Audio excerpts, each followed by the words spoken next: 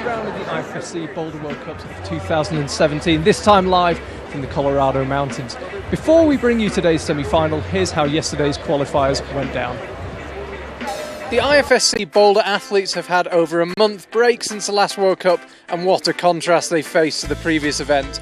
Last time out they were in the madness of Tokyo, and this weekend they are in the thin but clear air of the Colorado Mountains, and specifically the small town of Vail, 100 miles west of Denver. This weekend Vail is host to the GoPro Mountain Games as well as the IFSC World Cup, so the climbers have been able to check out some kayaking, slacklining and even some dog handling displays. So in both groups, the men and women, we've got about 60 odd competitors, so they'll be split into two groups of 30, and we're looking to select the 10 best from each group basically.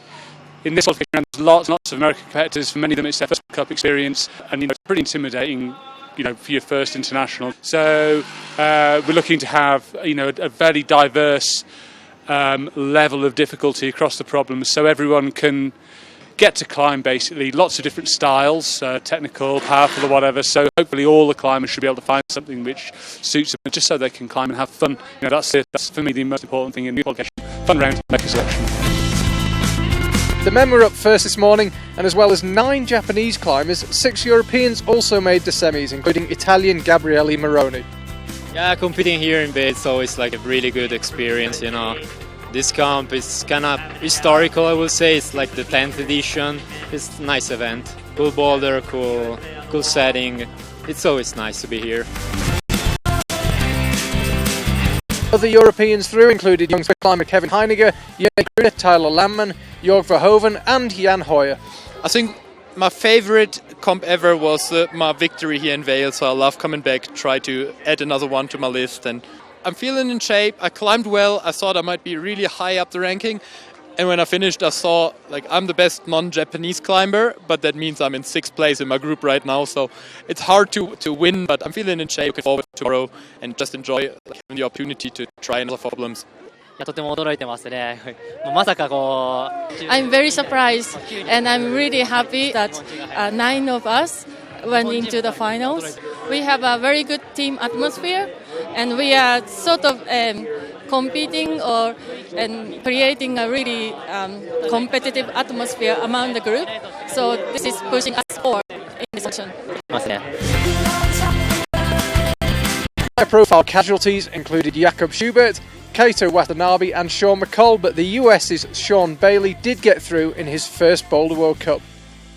In the afternoon heat, it was the turn of the women to climb on a really tough set of boulders, which proved too tricky for Lily Kiesgen, Katja Kadic, Sierra Blair Coyle, Alana Yip, Stasha Geho and Monica Recci amongst others, but there were no such worries for Shauna Coxey, safely through with 3 tops. I love competing here. It's always such a good crowd, and the guys are so psyched, the crowd and everyone here just absolutely loves the event. So yeah, to be able to compete in front of that crowd is amazing, and I just really enjoy the climbing here and being here. It's such a beautiful place. Qualifiers this morning was pretty brutal. It was such a hard round. I struggled a little bit on 2 of the boulders and didn't want to waste too much energy because being at altitude here in Vail is definitely pretty taxing on the body. But no, it was good, and I think I'm happy with my climbing. So yeah, I think I'll be good tomorrow. Janja Garnbrett looked in wonderful form here today and topped all 5 qualifying boulders, climbing in the same group as Shauna. Their rivalry will be resumed tomorrow and looks as fierce as ever. Miho Nanaka, Akio Noguchi, Petra Clinger, Megan Mascarenas are all through, as well as Alex Puccio, back from a string of injuries and back on top form. Yeah, competing today again this is my 11th time, I'm pretty sure, at Vail, and I felt amazing. I did all 5 boulders, so I couldn't ask to have a better round.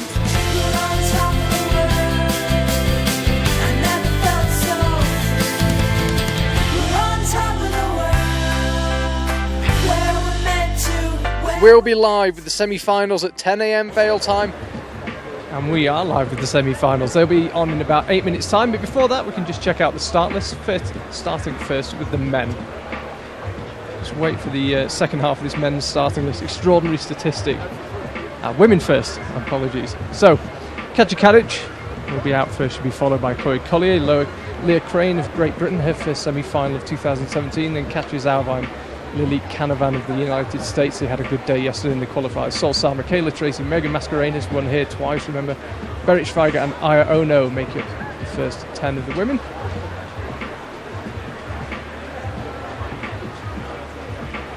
And then we'll have Alma Bestvater, the sole German representative in the female semi-final. Petra Clinger, the world champion, then Megan Martin, Meika Taki, Brooke Rabbiter. Be interested to see how she gets on. Shauna Coxey, who's narrowly leading the standings in the overall this year, and then Alex Puccio back from injury. Akira Noguchi, Yanya Garnbret and Miho Nanaka make up the rest of the top 20 in today's semi-final. And here are the men. Young Kevin Heiniger of Switzerland will be the first climber out. Alex Kazanov, second semi-final in a row for him. John Won-Chon already won a World Cup this year. Only qualified 18th, but he made it. He'll appear third. Sebastian Lazio, Gabriele Moroni, Yane Kruder, Tyler Landman, Alexei Rubsov, Jörg Verhoeven and Jan Hoyer, the rest of the top 10. Wait for this screen. We've already seen a semi-final with 10 Japanese climbers. This time we have a top 10 with 9 Japanese climbers. They continue to break records all season. Kai Harada, Keita Watabe, Yuji Fujiwaka, Tomoa Narasaki, still not won a World Cup this year. Sean Bailey, the sole non-Japanese climber in the last 10 of the men. His first Boulder World Cup, qualified in 6th place. He'll be followed by Meiichi Narasaki, Yoshiyuki Ogata, Kokoro Fuji, Takuru Hori and Rei Sugimoto.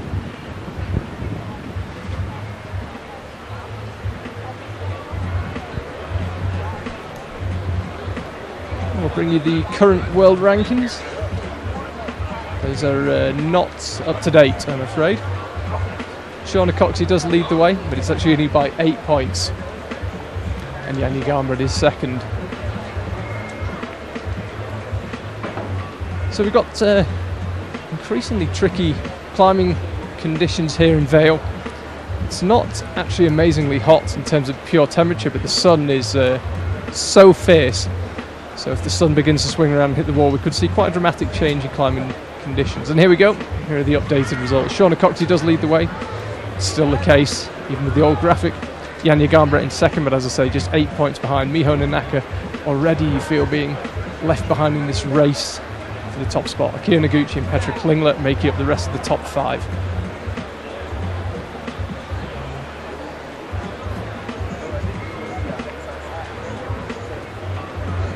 And in the men's competition, Keita Watabe, consistent, won 1 World Cup.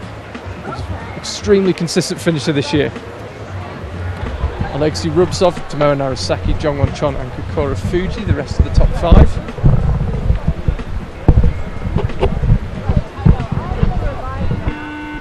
And if you just heard some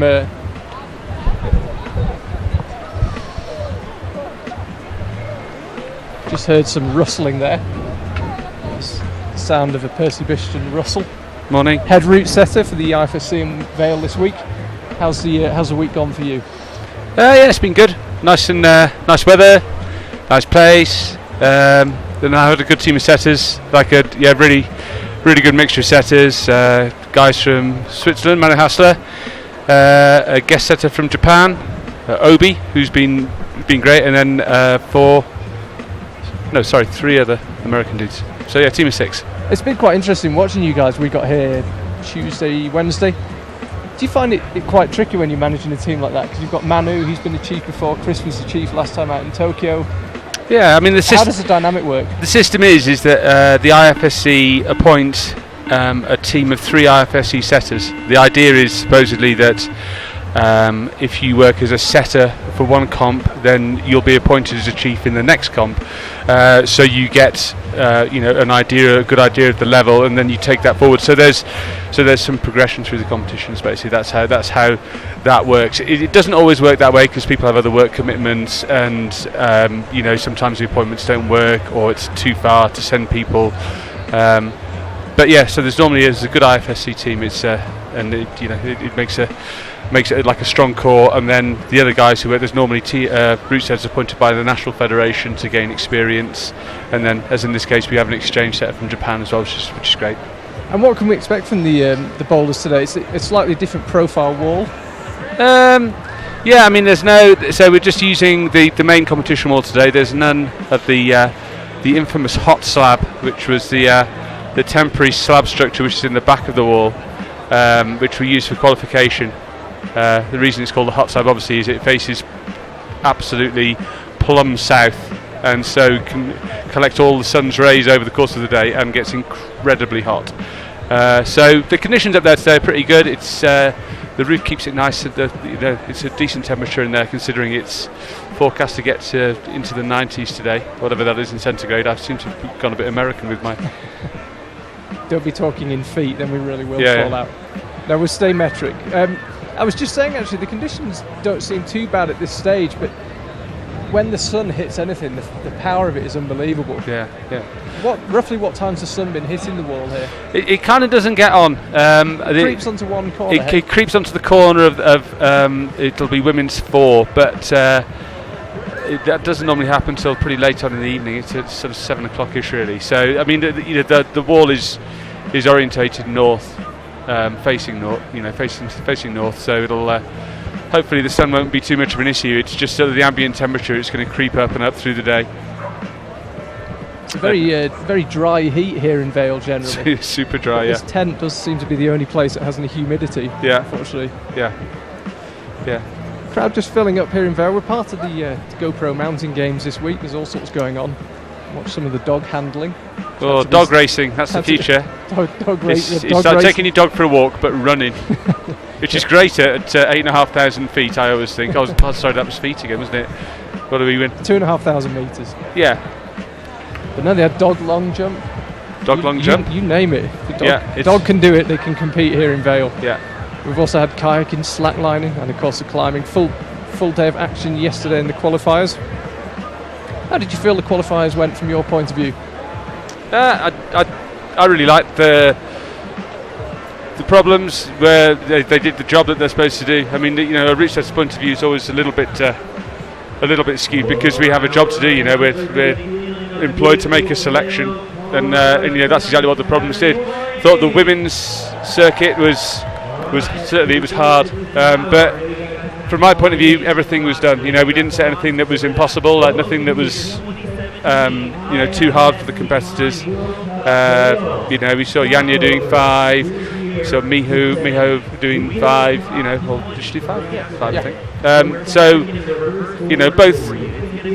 both sets of problems were good. I know a few of the competitors struggled a bit, but I mean, there's a number of different reasons why that can be. I mean, altitude definitely plays a part up here, especially on the longer problems. Well, this is something we hear quite a bit with Vail.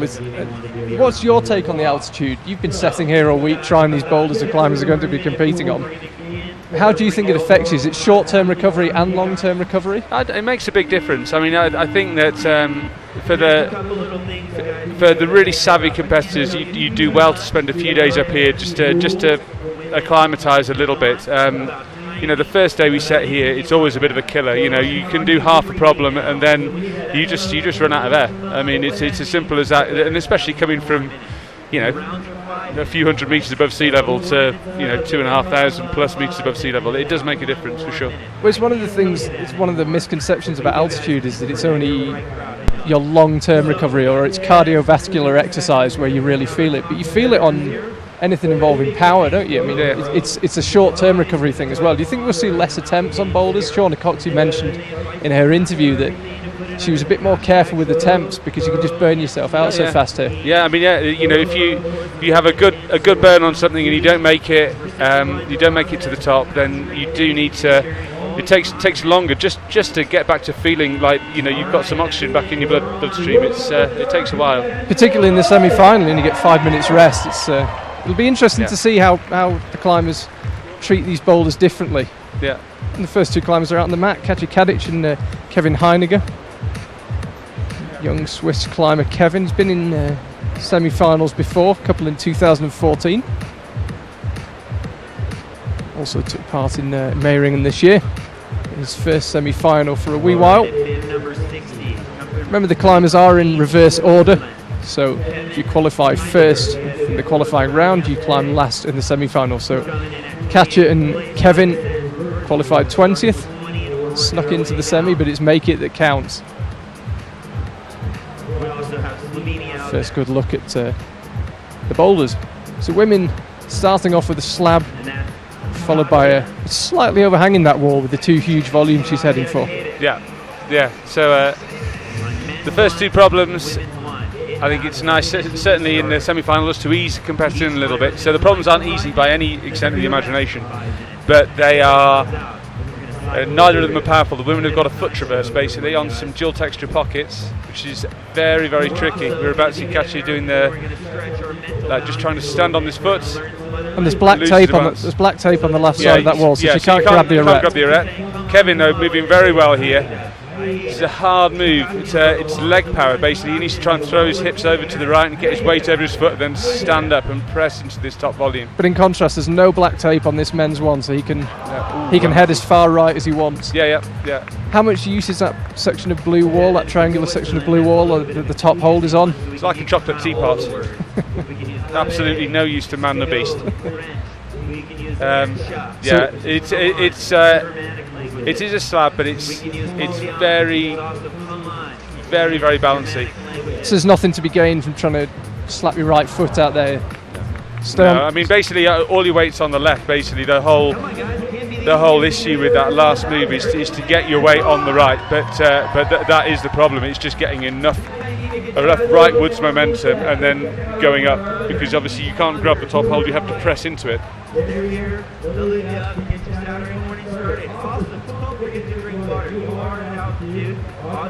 So an attempt from both, as we predicted. Although these aren't powerful boulders, still use some exertion. Yeah, I mean, they're not. They don't require a vast amount of power, but they require you to be calm and to take your time and just to try and stay focused and relaxed. And this is not a good environment for that. And that's obviously that's what we're aiming to do with these problems. And also the fact that you're not cranking hard with your arms doesn't mean your body's not working hard. Oh, Katja's going to do this, I think. A lot of work on the lower body. Yeah, nice there. Katja gets a bonus.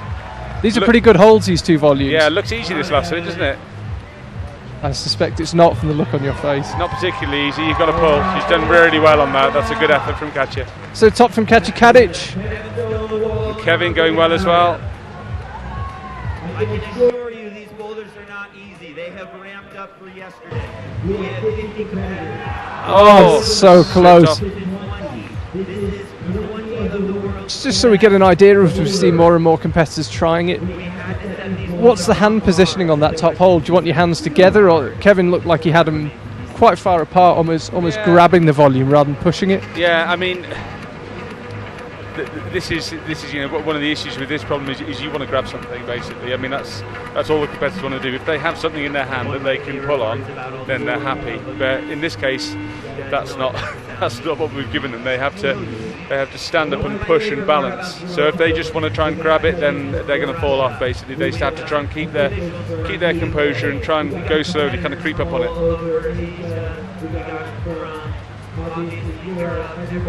Back in for another try though. Let's have another look. He's got 35 seconds on the clock. We've got a timer appeared on the top left of your screen. Oh, he's unlucky there. He's only a young member of the Swiss team, a new guy, but he's a very, very good slab climber. He's chatting to Manu Hassler yesterday, one of my co-route setters who's Swiss, so he knows Kevin pretty well. He's a very, very good slab climber, and he did really well on that. I think that we might see some of the other guys having a bit more of a struggle. Yeah, we shall see. Out next, we'll have Alex Kazanov and Chloe Collier. Alex, as I say, in his second semi-final in a row from Tokyo. In Tokyo, he had an amazing qualifying round, just crushed it, cruised into the semi-final. But yesterday, he was 9th in his group, then 10th in his group. He had one of the most anxious waits to find out if he was in the semi-final, but made it 10th in his group. Puts him climbing second today. Chloe Collier, Belgium, meanwhile. Yeah, I don't know how Chloe's going to get on. This might suit her. She's quite enjoys the slab. Yeah, she's had a good season so far. 8th in Chongqing and 7th last time out in Tokyo. I'm sure she'd be very happy with one better this time. This looks like a slightly different method from Alex on the right. Alex is a total gentleman. Yeah, he's going to struggle that way, I think. That right hand volume's not quite as good. Qualifiers yesterday. He was all nervous. Lots of different ways of doing this. We saw Kevin mantling the left-hand volume. We might see, I think probably when we were testing it, we found maybe the most popular way was to get a volume in each hand, the left and right hand, and sort of press up in between them. Remember, the climbers are doing these boulders on site. There's no observation in the semi-final. They walk out, and what they see is what they get. Here we go, Alex may have got a better version here. Looking a lot more flexible on that than I was. I was like an old gate. I don't think I'd be giving away the world's biggest surprise if I said Alex is actually younger than Percy Bishop. Probably at least half my age, I would have thought. We've got a question here on Twitter. Don't forget, you can get in touch, hashtag IFSCWC. If you've got any questions for IFSC Chief Route Setter Percy Bishop. First one's... Try and keep it clean. Come through, yeah. Keep it clean. How has route setting changed since the change from the 4+ rule to the 4-minute rule in the finals? I think that it's definitely something that we consider. I think that if anything, the temptation for the route setters is to try and reduce a little bit the complexity of the problem. You have to bear in mind that the competitors have an observation period, so they can look at the problems and they can discuss the complexities of the problem before they actually try them. So that is a difference. That's a minute's observation time, as well as their 4 minutes. You know, they have 5 minutes on the semi-final problem. So if you like, if you imagine they came out in the semi-final problems, it would mean that they'd have a minute to look at the problem, then 4 minutes to try it. I mean, the reality is that they probably have one less try on a final problem. So for me, I don't think we've made anything any easier, but I think we may have just reduced the complexity and maybe the number of moves, the length of some of the problems, just to try and be friendly and make it work. But I mean, you know, it's a change for the competitors and it's a change for the route setters, and you know, we have to sort of feel our way a little bit. Well, that's a good point you make. I mean, the fact that you work for the IFSC as a route setter doesn't mean you have all the answers. It's a transition for everyone. No, I mean, you know, there's route setting seems, you know, we put holes on the wall and we climb and we make problems that the competitors will be challenged on, and hopefully some of them will manage to do eventually. But you know, there's a lot of other things which really people don't consider, and one of the big things I think at the moment is making sure that we have rules that are clear for the competitors and the team managers, but that we can make work. So you know, we're discussing with the technical delegates yesterday about the way that we set the problems. You know, sometimes we might put an extra hold on to stop the competitors, you know, to block the competitors standing on things. And at the moment we're trying to find a way in the rules that we can make it clearer.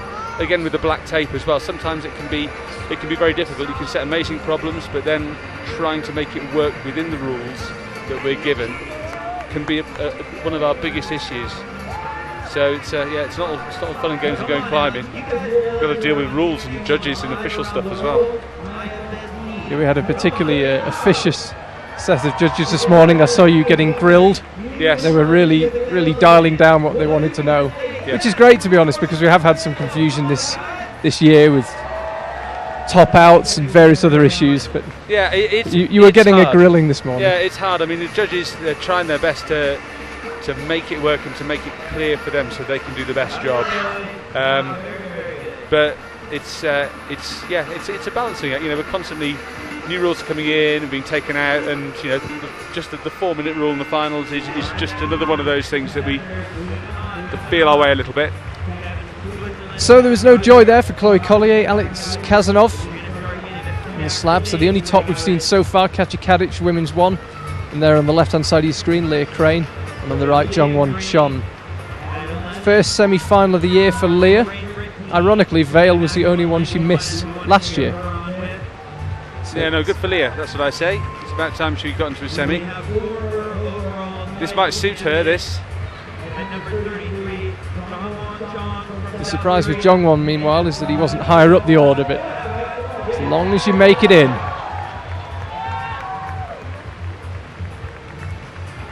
So Leah's on the UK route setting team. She's a climber you know pretty well. Yeah, I've known Leah since she was very small. and you feel this is a boulder she can get on with? I think that it's certainly a style that she's familiar with. You know, this is basically a foot traverse. Leah trains a lot in my gym in Sheffield, the Climbing Works, and you know, we have plenty of slabs. We don't have a lot of these dual texture pockets, so she just tried to stand on the top of one of those and came to grief. So, as an owner, chief route setter in a major gym in the UK, are you moving towards World Cup style setting, or is that just not what the public want? No, I think that this style of setting is a long way from kind of commercial route setting. It just, as you mentioned, that these dual texture volumes, you might not come across them in a normal gym. I mean, this is kind of the cutting edge of holds and volumes and that part of the climbing wall industry, if you like. So all the stuff that is being developed by, you know, IFSC route setters, a lot of them make holds or carve holds, and all this stuff filters down into everyone's climbing gyms, basically. So, you know, increasingly we're seeing more volumes, more dual texture holds. Oh, fantastic effort there from Alex. And we're seeing a top from Kevin Heiniger. Yeah, really good effort that.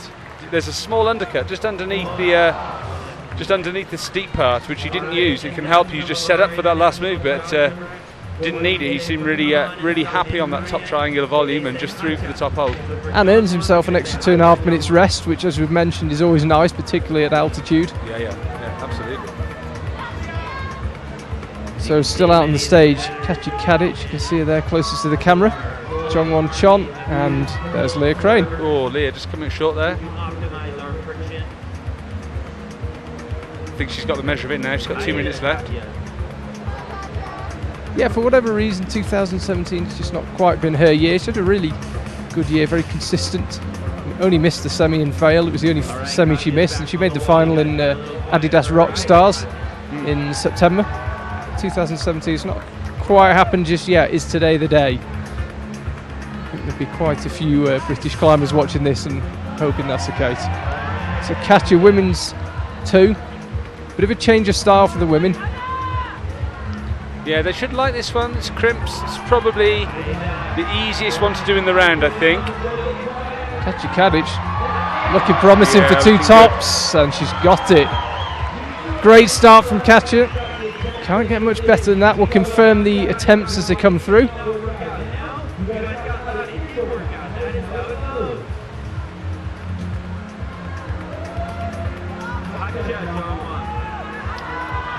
Sean back on front of the try.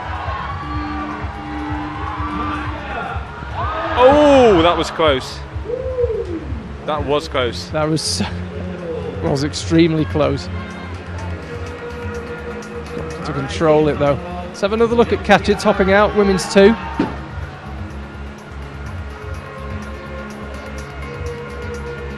She's well pleased with that. Rightly so. It's not a bad hold they're going for, but it's not actually quite as good as it initially looks, eh? Someone's put it on the wrong way. It's so often the way. Like climbing at Malin Cove. Yeah.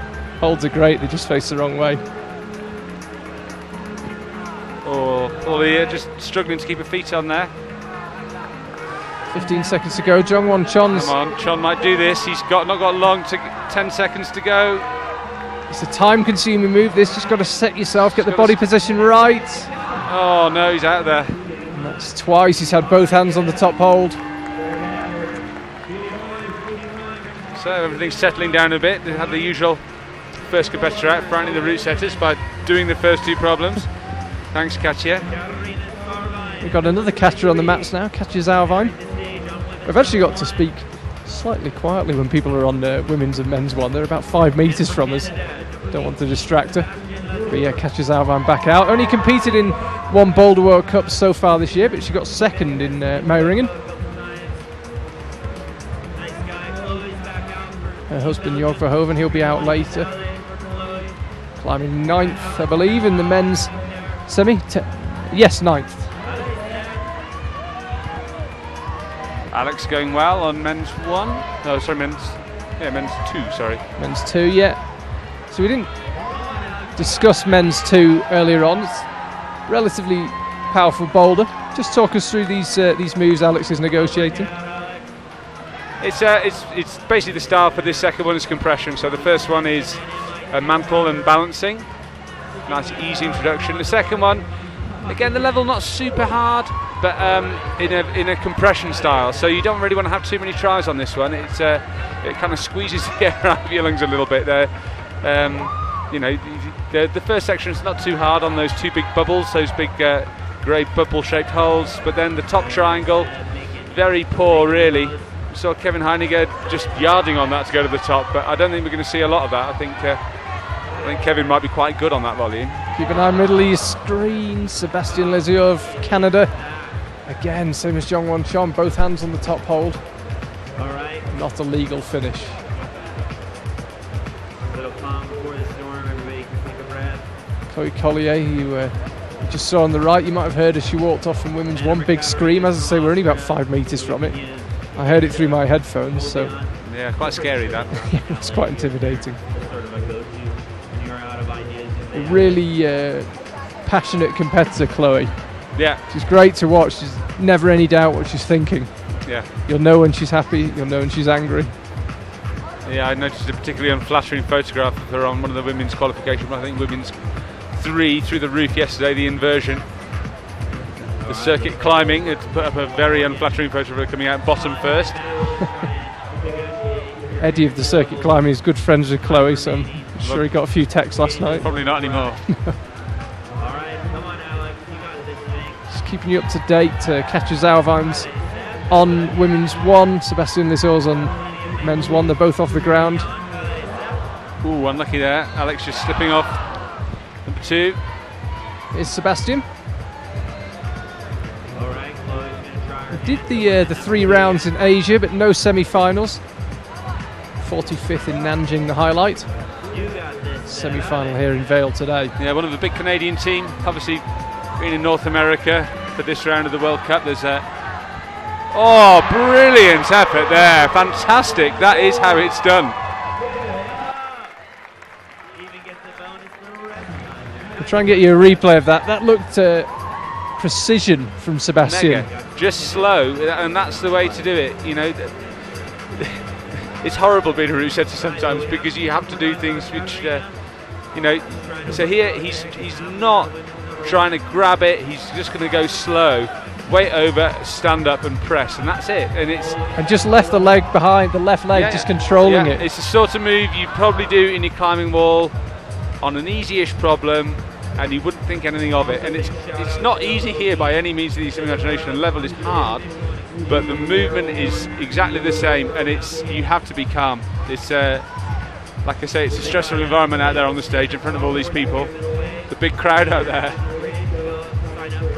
Yeah, that was great to see. It's often the way with these kind of balancy or precision-based boulders where the move can look all but impossible. Yeah. We saw Jong Won Chon go for it twice, pretty much the same outcome, and then someone just gets that body position and the movement absolutely spot on. Yeah. Suddenly it looks possible. Let's keep an eye on Alex Kazanov right on the screen here. Catches well, going well. And Katja Zauwheim. We'll try and bring you both. Alex lunging for the top, not quite make it. Katja finding that the top move is not as easy as she first thought. Come on, Katja. Come on. Heading for that tiny crimp, and she'll be out of time. Oh, that's such a shame. That's such a good effort. It's not a gimme, the top move. It looks like you just get 2 huge jugs and reach up for a pocket, and that's it. But that is not it.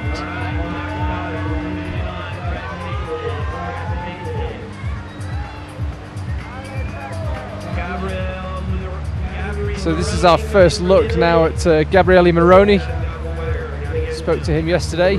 Always enjoyed the Vail experience. And Lily Canavan, her second appearance in a World Cup after Vail last year. 26th last time out. Already improved on that. And we'll break off if we have anyone heading close to the top, but we've got a question, Percy, from the Twitter world, and this is a question I know route setters hate, which is what is the grade of the boulders? But what I'd like to know is why route setters don't like that question. because it's impossible to give anything a grade. It's entirely subjective. You know, like you can argue about grades outside or what it says in your guidebook all day long. Oh, Top was Jungwon Chon, top right of your screen. We just saw him. Easy. Yeah, made it look pretty easy. As Alex Kazanov said in commentary back in China, when it comes to straightforward climbing, just pulling. If he's got something in his hand that he can pull on, then he's going to the top. Yeah, Alex said he's the best when it's just straightforward climbing. Yeah. Maybe not the best at the parkour style, but straight up, cranking hard. Jungwon Chon's a man. But yes, sorry, I interrupted. No, that was fine. The great question. Yeah, it's just the only reason I ask is because we get asked it a lot on Twitter, and I understand that people want to relate to what they see in a gym, but I also understand route setters don't like the question. I'm interested why it's so difficult to compare it. Oh, Katya going so well on problem 3. That is an amazing effort. That's a third top for Katya. 3 out of 3, Katya Kadic. Fantastic. She climbing so well. She looks emotional. I think the challenge is going to be calming down before Boulder 4. Yeah, that's great effort. Fantastic, Katya Kadic. Amazing start, first climber out. And she's topped all 3 boulders that she's attempted so far. Sorry, we keep interrupting you. No, that's fine. I thought you might forget about the question. I wouldn't have to answer it. Yeah, I mean, a grade's a grade, isn't it? It's just a number. It doesn't actually mean a huge amount. How could I describe the difficulty of the problems? These guys are the best climbers in the world, and they're struggling to do them. So take of that what you will. You know, there's plenty of Font 8B, 8B+, 8C boulders up there on the stage, and they're falling off the problems. That doesn't mean they're not. That doesn't mean that they're the hardest problems in the world, but it just means that they're hard enough to challenge the best in the world. So if you think, the best climbers in the world, what their on-site level might be, then they're probably about there.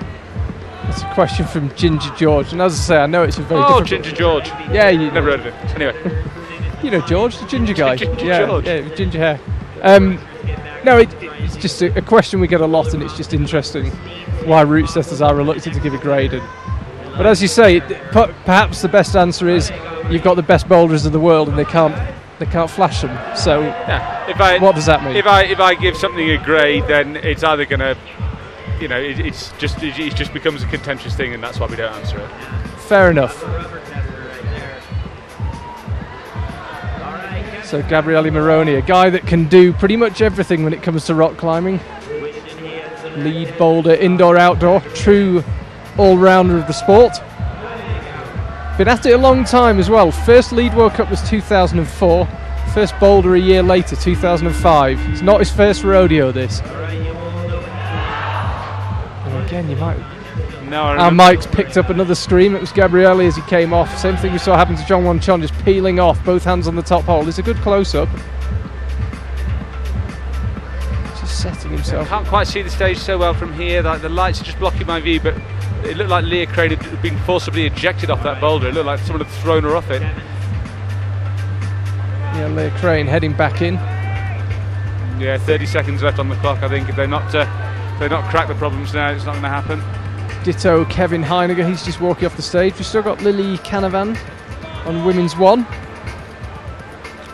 Hails from Newton, Massachusetts. I don't know if they do a lot of foot traversing in Massachusetts. Very successful sporting state, actually, Massachusetts. Yes. Hugely successful. New England Patriots, Boston Red Sox, Bruins. Interestingly enough, actually, as we're talking about Massachusetts being an all-round state, Lily she's done soccer, skating, ballet, swimming, all-round athlete. Should be good on the foot traverse if she's a ballerina.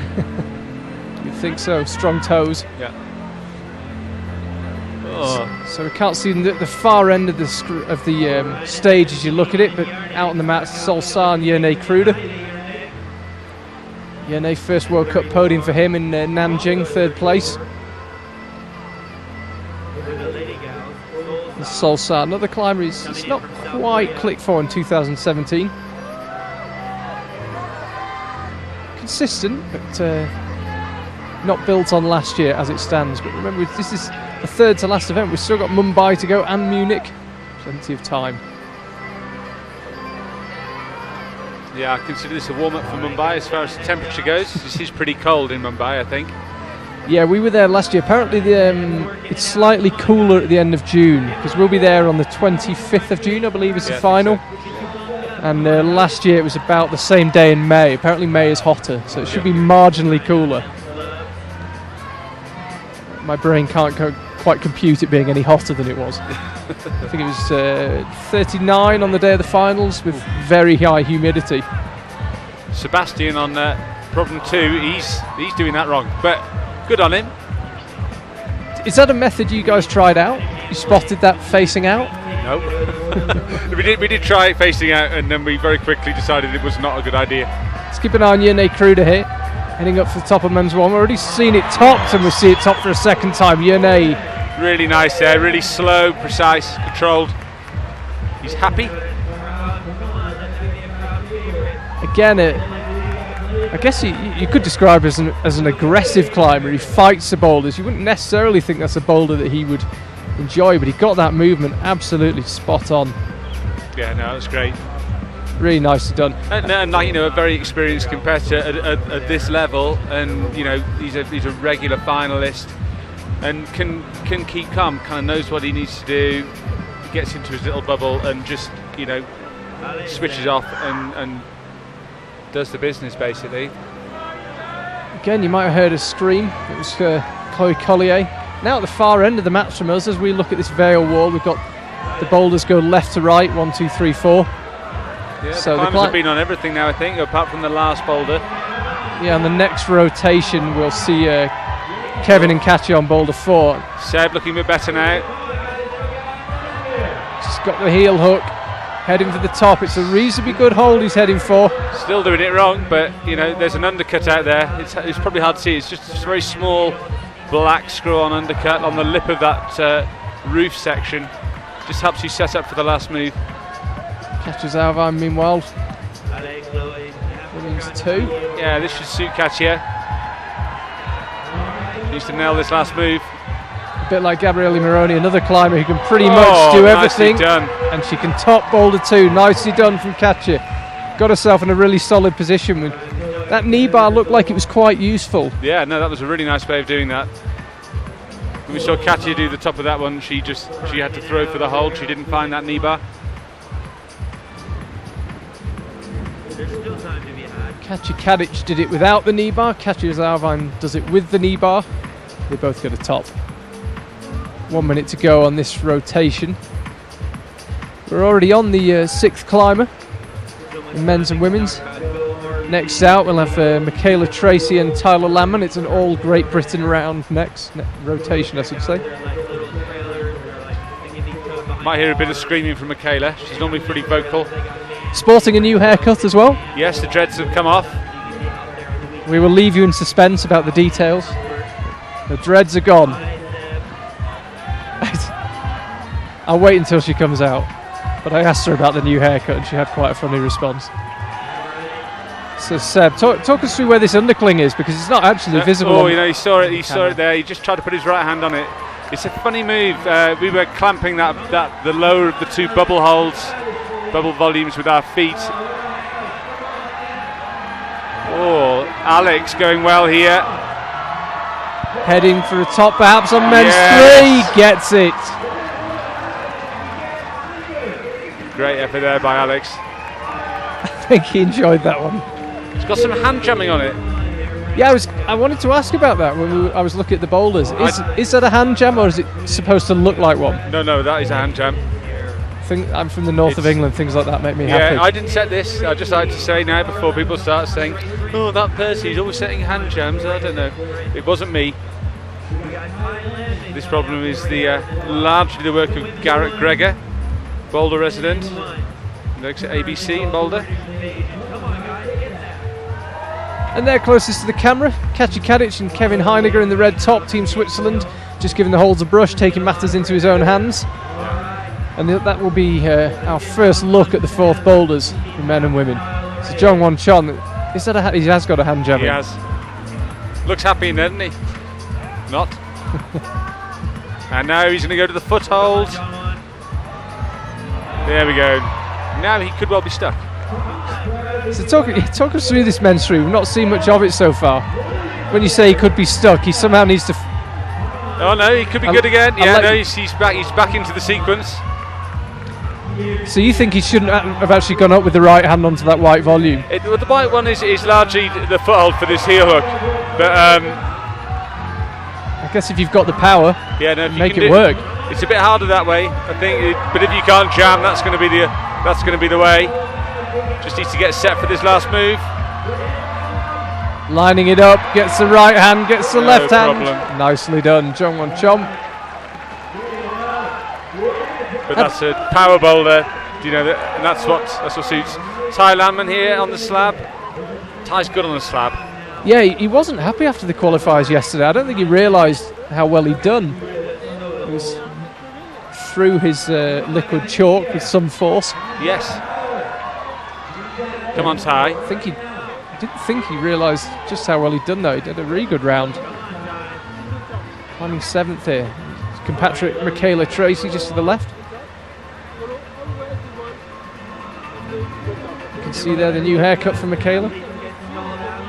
As I say, the dreads are gone. She used to be instantly recognisable from a distance with the dreads.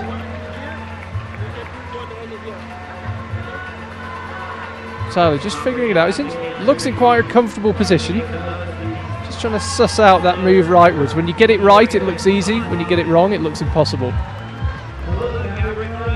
Yeah, I mean, hopefully, these Ty's a very experienced competitor. He'll look to that top hold, see where the chalk is. He's trying to find a way that he can do it in control. And unfortunately, it may not be an option for him. Yeah, you could see he was just trying to do that statically, wasn't he? Or as far as he could statically. Yeah, I mean, if you move dynamically, then you take the risk, and that's what the route setters try and create. In the problems, we try and bring in the element of risk, so you have to be confident and you have to move. Got a replay coming up of Jong Won Chon, I believe, on men's 3. Just keep an eye on Katja Kadic. Can this be a clean sweep for top? Yes! Yes, tops it can. for Katja. That is an amazing effort. That is a superb effort. And no black tape on that blue section of the wall, so she's more than entitled to palm it as she did. Yeah, no, that's the way. So this Jong Won Chon, that was his top. Pretty happy with that one. It's Leah Crane on the women's 3. I think she's had enough. So we can have another look at Ty Landman. Last time we saw him, he was just trying to get as close as he could before he really committed to the move. Come on, Ty. Stand it up. Ooh, right. As soon as he began to move there, his hips just came out from the wall slightly, hey? I think he knows what to do now, though. Let's see what Gabri's got. Oh, Gabri going direct. Missing out the undercut. Michaela Tracy still not any joy with this foot traverse. I said the new haircut's gone out. I was going to say, I spoke to her yesterday. I said, oh, the dreads are gone. New haircut. And she said, yeah, looks good, doesn't it? I said to her, modesty's a virtue, you know.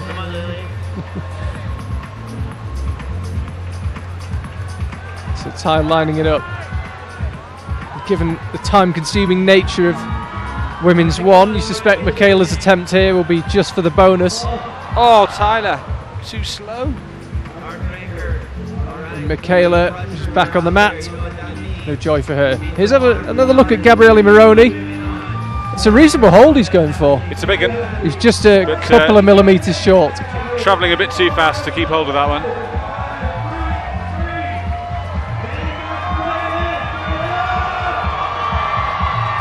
So if you're wondering what the cheer is for, it's for that lady on the left-hand side of the screen, Megan Mascarenhas.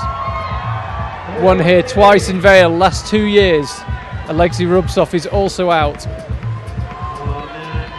And Chloe Collier is on women's 4. Alex Kazanov, men's 4. We're already at that stage of the semi-final where look at Chloe there. Barely keep track of things. She's got a knee on.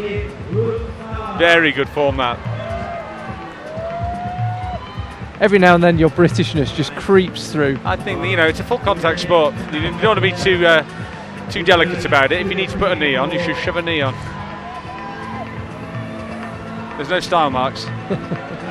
Just need to get it done.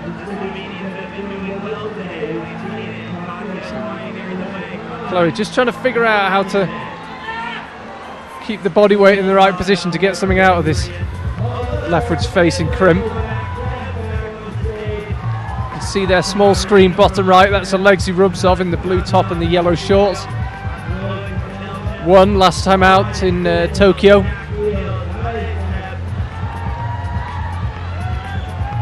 Chloe, just take your time. Inching her way up, we saw Katja get to a point where she was far enough up and she could just lunge left. Oh, Salsa there on women's 2? Women's 2. So that's the top for Salsa, women's 2. Women's 2, I think, is the one that will favour most of the ladies. If you're going to get to the top of one of them, it'll be number 2. Chloe Collier, she spent a long time lining up that attempt on number 4. 3 minutes left. 3 minutes left in the round. We're going to have another look at the Salsa top. Here it is. Again, had the knee bar. Yeah, nicely done there. Really smoothly done. Gives the wall a little celebratory tap. She'll head back in. See here, Alex on men's 4. Very, very tricky. Just asking for the brush. He's already had a top, Alex. No, Alex is climbing well. He did the third problem. Yeah, he's quite open about the fact. He's well aware of the fact that it's his head that lets him down a lot of the time. He's got the horsepower. Yeah. Just needs to find a way of forgetting it when a boulder doesn't go well. Yeah. And you see it a lot with a lot of the competitors. You know, as route setters, we have a good idea of what we're doing. So, a nice top from Alexei Rubtsov. Sorry to interrupt you, but that was just a different method there. Yeah. He did that statically, only really committed at the very last second. Sorry, go ahead. Yeah, has the leg power. Yeah, you know, we know, you know, all the route setters have competed at some point in the past, and we kind of know the psychology that goes on. So we know that if you come out and you have an easy first problem, that you can power your way up, then it's going to get you sight. And Jenic. Speaking sight, he's happy. He's happy. So yeah, if you're good on the first couple of problems, that's going to carry you through. It's going to increase your confidence. If you have a nightmare on the first one, you know, you need to be able to go back into isolation and deal with that, and kind of regain your confidence. You see a lot of the competitors, if they don't do the first boulder, their head can go down. They can lose their motivation and not feel so confident and think that they've blown it, and it can affect the rest of their round. So, you know, the route setters, we know what we're doing. We play with the competitors, and, you know, we understand the sort of psychological fun and games that goes on there as well. So, just another look there. Jone Kruder didn't bother with that top volume. Power is not a bad thing to have in excess. No. So Seb and Katja, men's 3 and women's 3 respectively.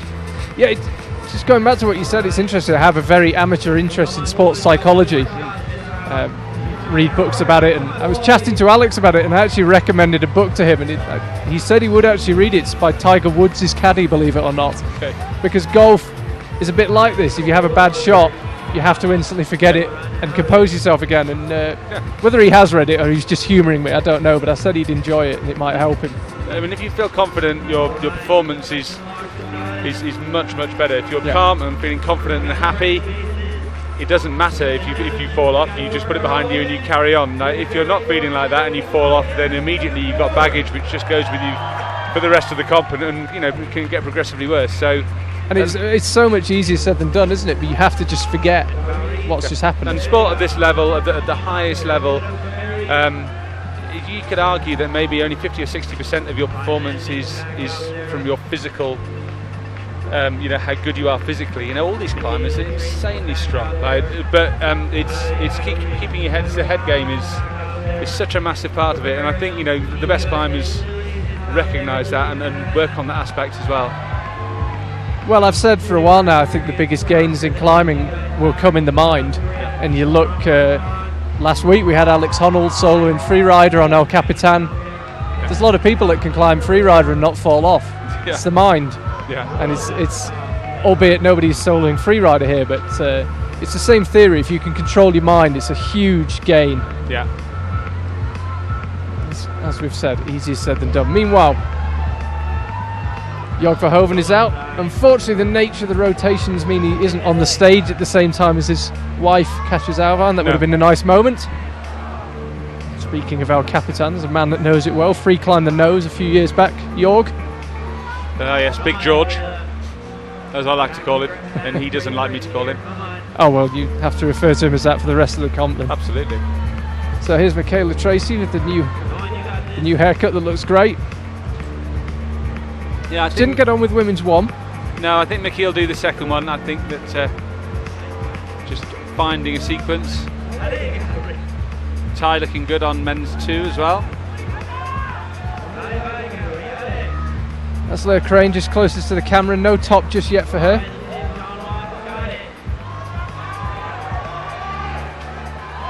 Shout of frustration there from Jörg. We've talked a couple of times already about climbers who can do it all. He is absolutely one of those climbers.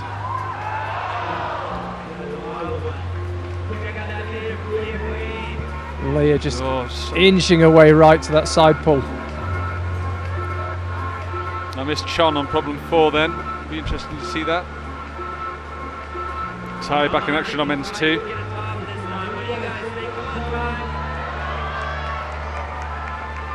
Come on, Tyler.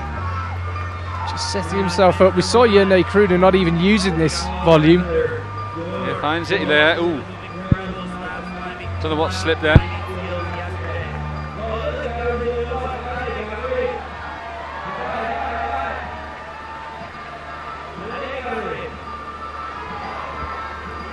Gabriele Moroni, meanwhile, on men's 3. That's great, men's 3. So there's an option. If you don't want a hand jam, and let's face it, a lot of them don't like hand jamming, or can't do it, or won't do it, whatever, then you have to go the long way round. Maybe a little bit harder, but it's more moves and it takes more out of you. If you can hand jam, I can assure you that hand jam is an absolute jug. It's perfect hands.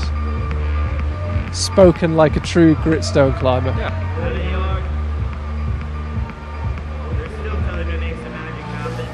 You're just struggling. It's hard if you're tall. This problem, like mantling, is in general quite tricky if you're a big un.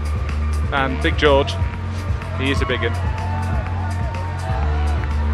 Finally gets it. We couldn't quite see his face, so we can actually see it from our commentary position. Beetroot red with the effort of that move. He'll just begin to inch his way right. No, not this time.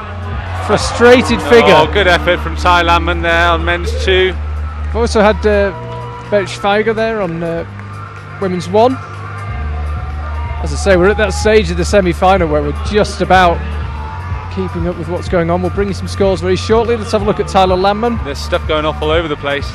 The stage is full with climbers and brushes. Oh, Ty, that's an interesting way. And looked a high-risk way of doing it.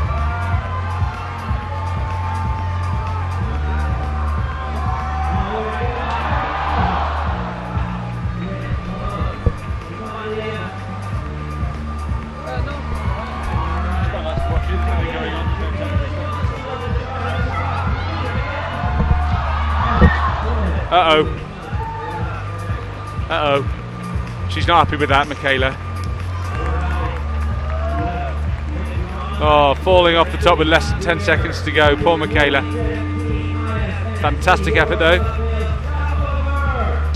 Oh! Big Jan. Yeah, Big Jan out on the mats. We spoke to him yesterday. He said his favourite victory was Vail 2015. Likes climbing here. And one of your route setting team just up on a ladder.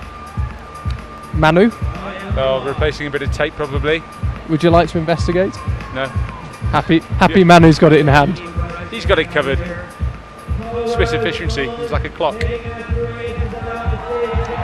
Yeah, 2015, I think I was the chief for that one.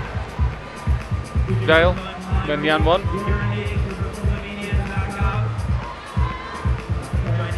I don't know how he's going to get on with this first problem though. It's like I say, if you're a larger build, then it can be tricky. I mean, one thing about them is Jan really went away and worked on his slab climbing, and we've already seen it this season. It's already paying off, but there's not much he can do about his height. No, and it's not so much Jan's height, it's how wide his shoulders are. It doesn't seem like an important thing, but when you turn your body sideways, if you have narrow shoulders like me, it's a lot easier to keep your balance. If you have a great big pair of shoulders that push you out from the wall, then you just fall off. You know, it's a serious consideration. Oh, Jernich not managing men's 3. Going well though. Let's have another look at that. Yeah, no, so he had the second to last volume. Looked like he was just struggling to find the sweet spot slightly. Yeah, you need to really get your weight right over your heel. You see his leg, he was on his toe, and his leg was his knee was pointing into the wall, pushing his bum out, making it very hard to stay on the sloper. Iono of Japan out on women's 1. I mean, when Kachi Kadic, keep an eye on the top of your screen, small results coming across. Kachi Kadic first came out and did that slab. He must have been a bit worried, but since then, I was never no worried. joy. Never worried. It was all totally fine. No, Kachi absolutely on fire. I mean, look at that result. That's 4 tops and no one else has got more than 1. Yeah, that's an amazing result. Yeah. I would be staggered if anybody can, if that's not enough for a final. Oh no, she's in the final for sure. I mean, remember, we've still got half the field to come, but given the fact that nobody else has got more than 1 top, I think we can pretty much say Kachi Kadic should be in the final. So Solsa, she's got a top in the bag already on number 2. Alexi managing men's 2, no problem. Doesn't give much away, Alexi. Got a replay coming up here, I believe, of Alexi. Oh, Solsa. Just watch Solsa. Fantastic effort there. So she now has 2 tops. That'll put her in second place. She was in second anyway, but with just a 1 top. So she joins Kachi Kadic having more than 1 top. Alexi, let's have another look. So he did use the volume. We saw Jerne go from much lower and looked very solid once he got to the top hold. He was one of the climbers who had some confusion about how to top good effort there, Jan Hoyer. Look at that. Nice work from Jan. I was about to say Alexi was one of the climbers who had some confusion in Chongqing about how to top one of the boulders in the final. No worries that time. No worries for Jan Hoyer either. Going across to Jerne Kruder.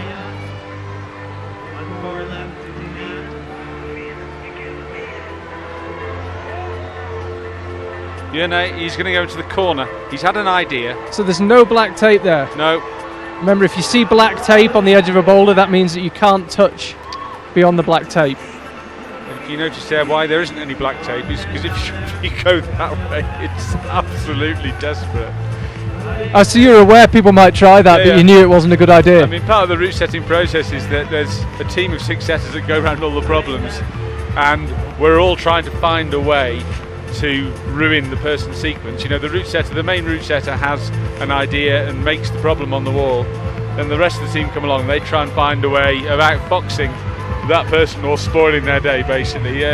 But because that's exactly what the competitors are doing. You know, these are boulder problems. It's not a single solution thing. It's a problem to be solved, and there may be a number of different solutions. Some of them are easy, some of them are very, very hard. But we like to give them options.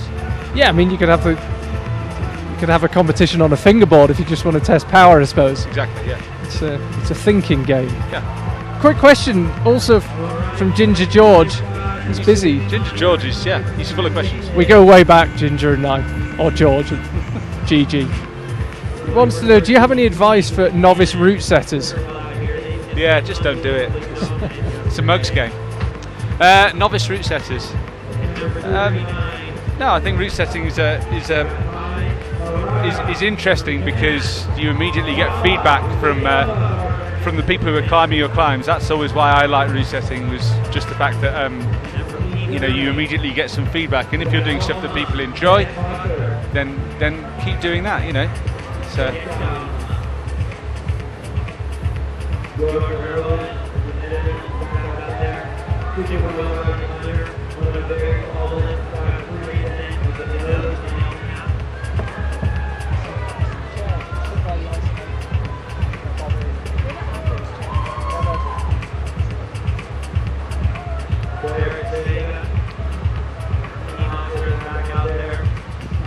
So we've had Ginger George, now Big George. He's having a tussle here. It's very powerful.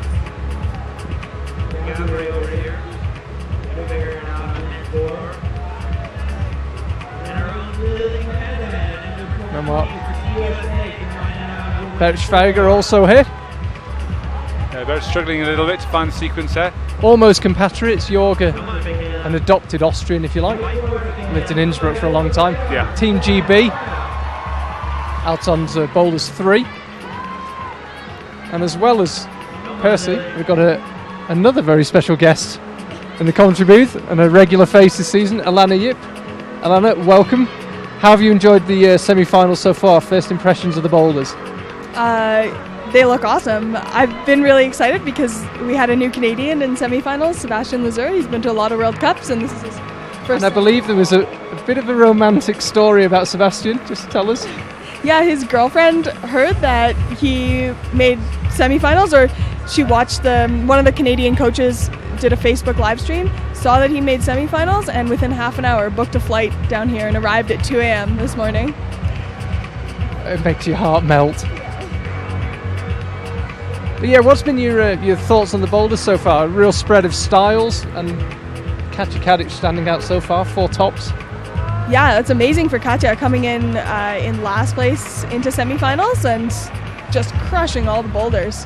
And as you can see from the next 10, 15 girls, they're not easy boulders. They're tricky. Yeah, it's still, I believe, only her and Solsa with multiple tops. Just check the scores. Yeah, so Katja with a clean sweep. Only one other climber with more than 1 top. Just aside with the women's problems, last night we brought in a secret weapon, Melissa Lenev, who's no longer competing but wanted to try the boulders. She didn't flash any of them. Melissa couldn't flash any of them? No. And thereby had to buy the route setters beer. Each route setter got their own beer, or? She definitely owes me a beer for sure. Yeah, it was really good to see Melissa Leneve back. Actually, we'll try and interview her at some stage before the finals, if time permits. Come on, Lily, you got this thing. Do it for Team USA. Come on, Lily, do it. Everybody's out there. Women's arrow, this is new. Women's number 2.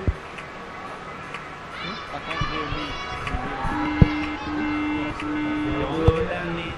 All of that's right. So another, again, stage is full.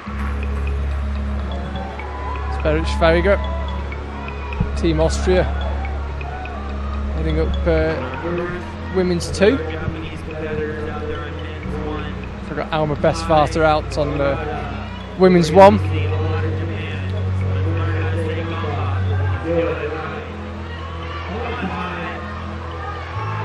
Kai Harada, men's 1. The first of 9 Japanese competitors. Yeah, extraordinary result in the men's. We saw in Tokyo they had half the semi-final was Japanese. This time it was 9 out of the top 10. Must have been kind of sad for that one poor Japanese guy. Yeah, we saw yesterday. It was. I checked my notes, but yeah, tough. The only guy not to make it. He was so close as well. Only got knocked out at the last second. How did you get on with the qualifying round yesterday? I know it wasn't your best day, but how did you find the boulders? Was it a matter of style? Did you feel the altitude? Just tell us how your round went. No, I wouldn't say it was the altitude. I think it was a matter of style for me. The route setters managed to find 2 of the moves that I'm absolutely weakest at. What were they? And that's just, that's my fault for letting those continue to be weaknesses. So. What are those 2 moves? The mantle press, like with a 1 hold directly in front of you. I've never ever successfully completed that move, just with like no feed or 1 bad foot. And sort of if you have two slopers, and you're jumping from one into catch the other into a shoulder kind of move. Yeah. We just nearly saw Jan Hoyer leave the stage there. Just didn't quite keep hold of the finishing hold on men's 2. Bounced his way across the mats. If you're just tuning in, we've got Percy Bishton, chief route setter at this IFSC World Cup here in Vail, and Alana Yip, Canadian athlete and World Cup finalist. Always get that in there. So if you've got any questions, get yourself on Twitter, hashtag IFSCWC. Questions coming through. Actually, I'm sorry we're slightly behind with the questions. We'll also keep you updated with any action as it comes. Keita Watabe, of course, leading the way in the overall standings. Let's have a look at this top. There it is, Keita. Nicely done. Yeah, leads the way in the overall standings in the men's competition. World champion Petra Clinger, meanwhile, tops women's 1. Let's have another look at Petra lining it up.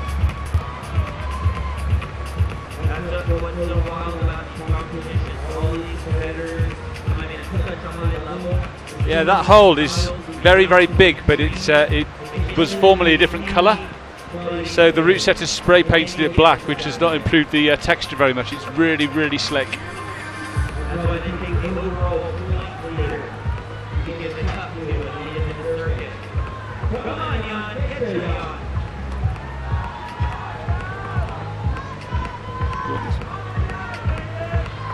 So Jan Hoyer, men's 2. Did the slab, first boulder. Oh! Oh, 2 minutes left.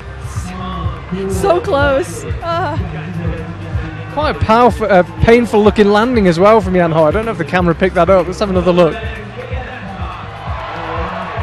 Yeah, kind of nasty spinning fall. He kicked off the wall, did a 360 in the air.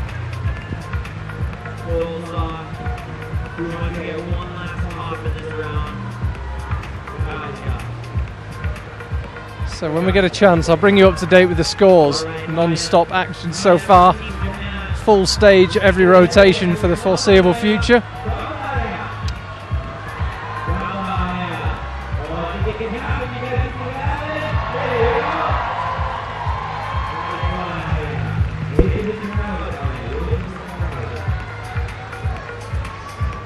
Okay, let's have another look at Alexei Rubtsov. That is men's 3. Looking to back up a win in Japan with another one here. And that's the way you go about it. Come on, Jan Hoyer. Surely this time. There's still a little bit of time to play with. Nope, not happening for him. Make sure you drink water. Yone Kruder on men's 4. I think he's had a couple of good goes here. Very, very complicated boulder. Stay hydrated. Another way to stay hydrated is Life Straw. They're another one of our sponsors. They're showing you how to filter water anywhere in the world. Yone, so he topped number 1 and 2. Yeah, come on, Yone. Tricky little jump sequence followed by a very, very hard balance move. This would be enough to put Yone in the lead. If he can top this, he can't. Yeah, it's a funny move. You grab that next hold, then you have to bump your hand along. You're mantling on that middle hold. You have to move the mantling hand across to the left to stop you bandooring. It's a very complicated looking boulder. I wasn't sure how to read it even when I saw it. Yeah, super complicated. Looks like a tough position to jump from once you've crossed up to that first Technic NKR1. Yeah, no, it's probably for sure the hardest one in the round, I think.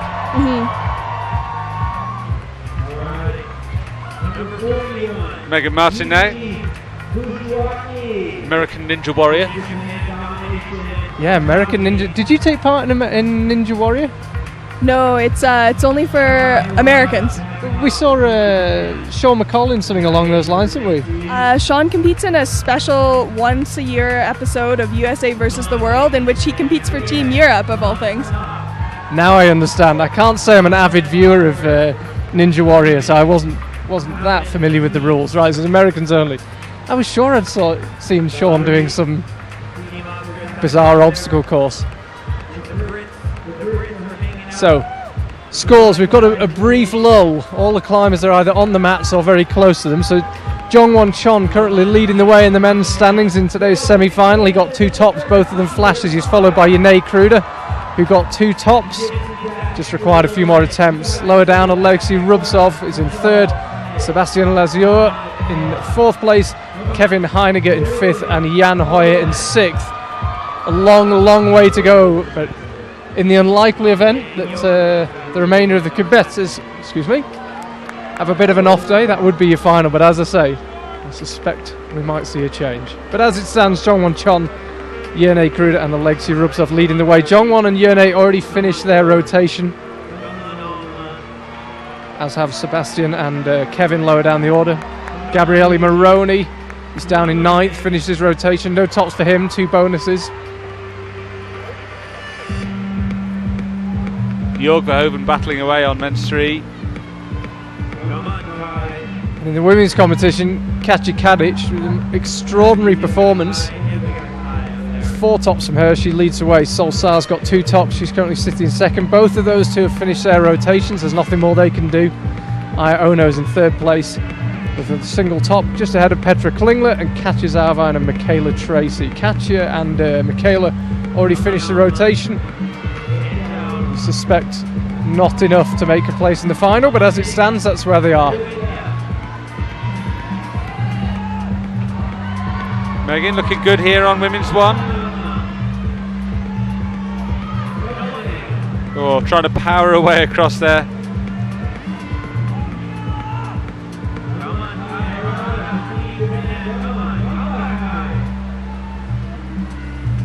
Ty Landman and Michaela Tracy on their final problems in the semi-final now. Mickey's on women's 4.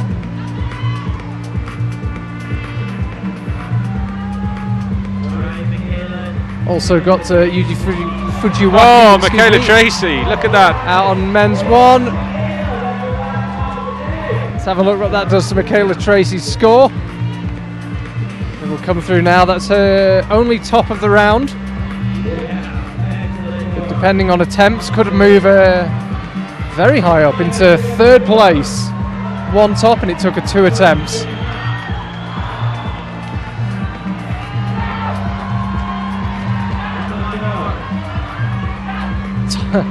Top and a shout there from Yuji.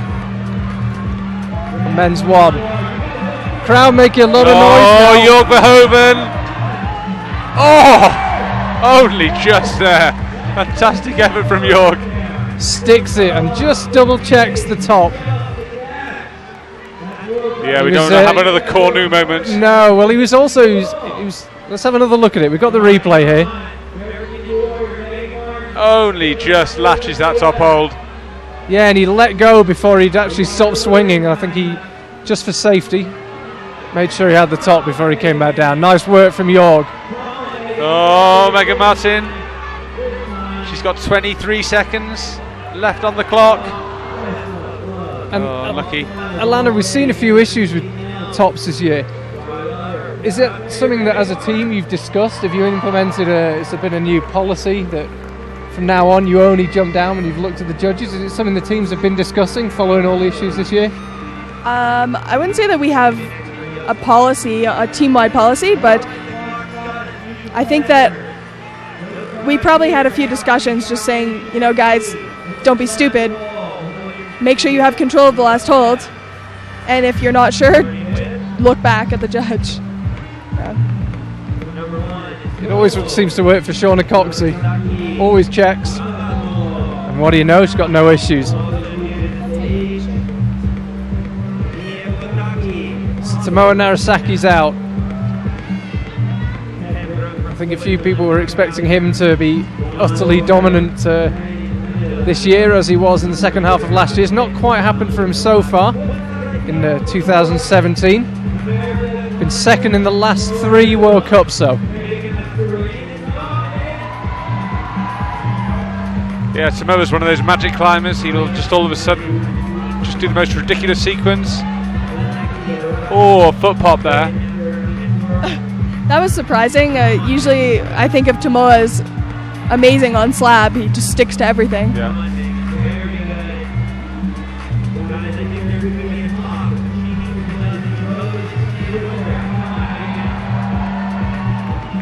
Crowd here in Vail really beginning to make some noise. Yeah, I think it bodes well for the final tonight. It should be pretty noisy, I'm sure.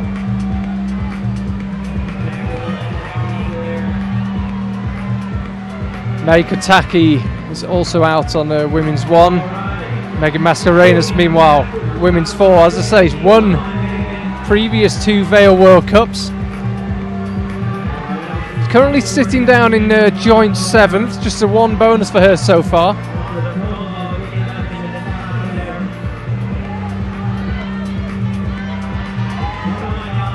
Crowd getting right behind her.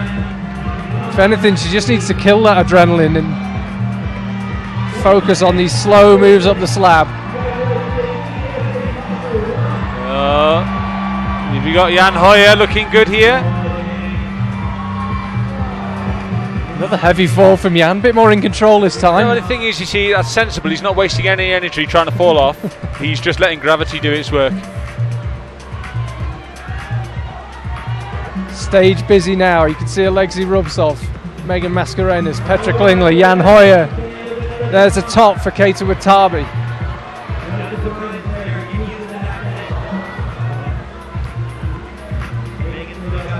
You can see Petra Clinger, small screen. Tomoa, here we go. Yeah, no problem for Tomoa Narasaki. That familiar, very restrained double fist pump that we see from Tomoa when he gets his top. And I think we're about to see a top from Petra Clinger. We are. She was just off screen. It was a top from Petra Clinger. That was women's 2. She also topped women's 1. Yep. So perfect start for her so far to this semi-final.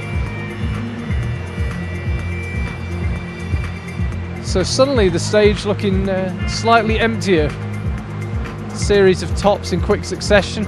May Kataki still out. Alexei Rubtsov, Jan Hoyer and Megan Mascarenas still on the stage. Yeah. Here's May. An initial flurry of activity at the start of the rotation, and then everyone's just having a bit of a timeout, a bit of a breather. Seen May already in a final this year. She was in Nanjing. There's just luck of the draw. It just seemed to be a set of boulders that didn't suit the smaller climber. In the final in Nanjing, or? Yeah. Oh yeah. Yes, there were some big jumps in that final, and there were a lot of small girls in that final. That was where there were 3 Japanese girls in finals. Yeah, it was just unfortunate. It's luck of the draw, but it just seemed to be a set that didn't quite suit her. Ended up 6th place. I think May just got called down by the judges for maybe she was using the T-nut holes, or maybe just her fingers just were gently resting maybe upon a T-nut hold, and the judge decided that she couldn't do that, so she's called down for another try. Okay, Big Jan. Big Jan bearing down on the boulders as he often does. Just trying to find the sweet spot on this volume. And hidden from our view when I was listing who was on the stage was Aya Ono. She's just emerged upside from down. Our blind spot.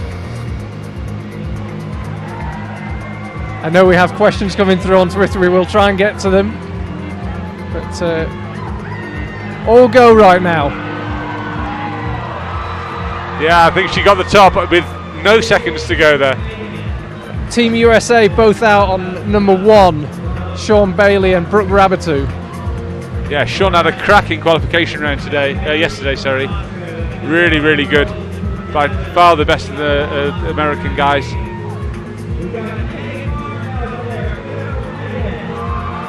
One of the most laid-back characters in climbing.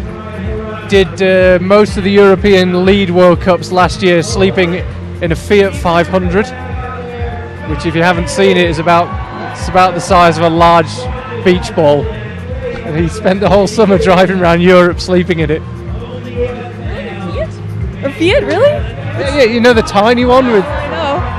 That's very small, but he's not a big guy, I guess. It didn't look the comfiest accommodation. It didn't seem to bother him though, he's a pretty relaxed guy. And here he is in action. As I say, his compatriot Brooke Rabatu, second in the Youth World Championships in Guangzhou back in November. And it's her first year in open. She's only 16. Comes from strong climbing stock. Yeah, her parents are both World Cup champions, I think. Ooh, that's it.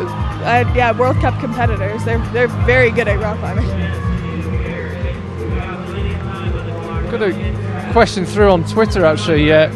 With the Olympics coming up in a few years, are climbers working on competing in all three events? It's a question from Effie Gorodetsa. And just as a second half of that question, if you like, from El Shine, what are the differences in skills and techniques between climbers who do lead and those who do bouldering, and how do some master both? Alana, I guess you want to take that one. Sure. I guess in between, yes, so some competitors are definitely have decided that they want to go to the Olympics and have started training for all three disciplines, but not everybody. A lot of climbers really don't like the speed discipline, and I think have sort of refused to start training that, even at the expense of not having a chance at qualifying for the Olympics. In between lead and bouldering, I mean, the biggest thing is that you need power endurance for lead climbing. You need to be able to stay on the wall and do 60 moves at a time, versus in bouldering, you need to be doing harder individual moves in general, and more complicated moves, so it's a little bit more about problem solving rather than just training, but yeah. Do you think there's also a difference in the style of the climbers? Do you think that boulderers have certain traits or certain things that they're good at? I mean, big pressing moves, perhaps dynamic, higher risk moves, and is that something you can train to be better at those more subtle differences? Yeah, I think you can definitely train that, and for sure boulders have to be better at the more committing moves and jumping and pressing and that sort of stuff, because that doesn't show up as much in lead climbing. It does show up occasionally, but you know, not every second move or something. So I think it's interesting that the best speed climbers are probably not going to adapt very well to world level lead and bouldering, and it's up to the world level lead and boulderers to get better at speed. And I know there's some reluctance amongst the best competitors to do that. If you look at guys like Adam Ondra, who's was second in the World Championships of bouldering and won the World Championships in lead, just not interested in speed climbing, and that's fair enough. But if you want to win a gold medal at the Olympics, you need to do all three. And I think it will be a lot easier for the lead and boulder specialists to get better at speed climbing. I think their reluctance to even try is close there from Sean Bailey. Maybe a little disappointing. Speed climbing's good fun. I wouldn't choose to do it as my main sport, but it can be fun. I think there's also the issue as well with how it changes your body shape for a guy like Adam Ondra. You put on a lot of muscle on the legs. I think you have to train very. I mean, there's a definite physiological difference between the speed climbers and then the lead and boulder climbers. They're definitely a lot bigger guys, but I think that they are the very, very best in speed climbing. I think that you could be a second slower and still be competitive, but not change your body shape. And the thing about the Olympics is that you don't have to be competitive with the best speed climbers only. You have to be competitive with the best overall competitors. Yeah. So one thing's for sure, everyone knows the rules.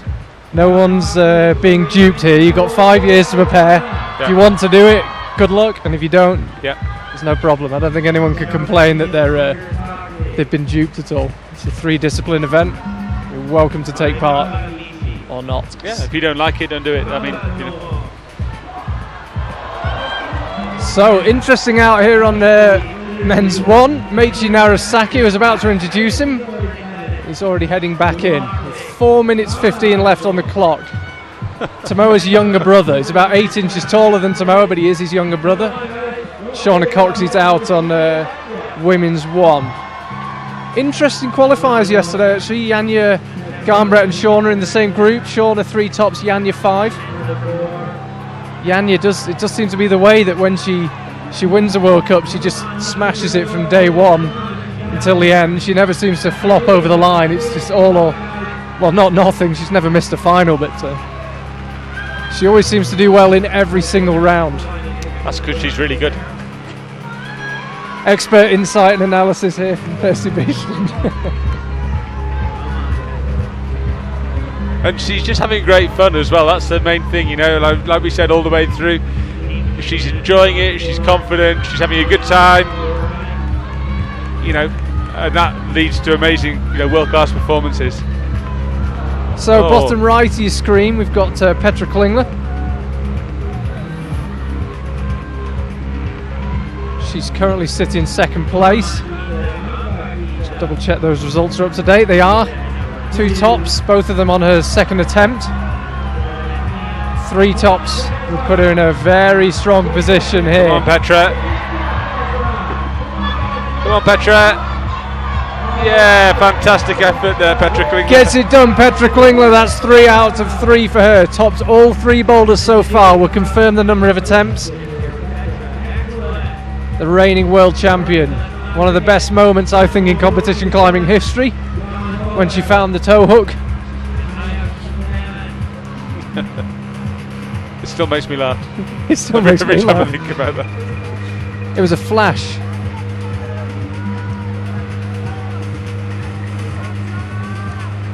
Keep an eye top of your screen.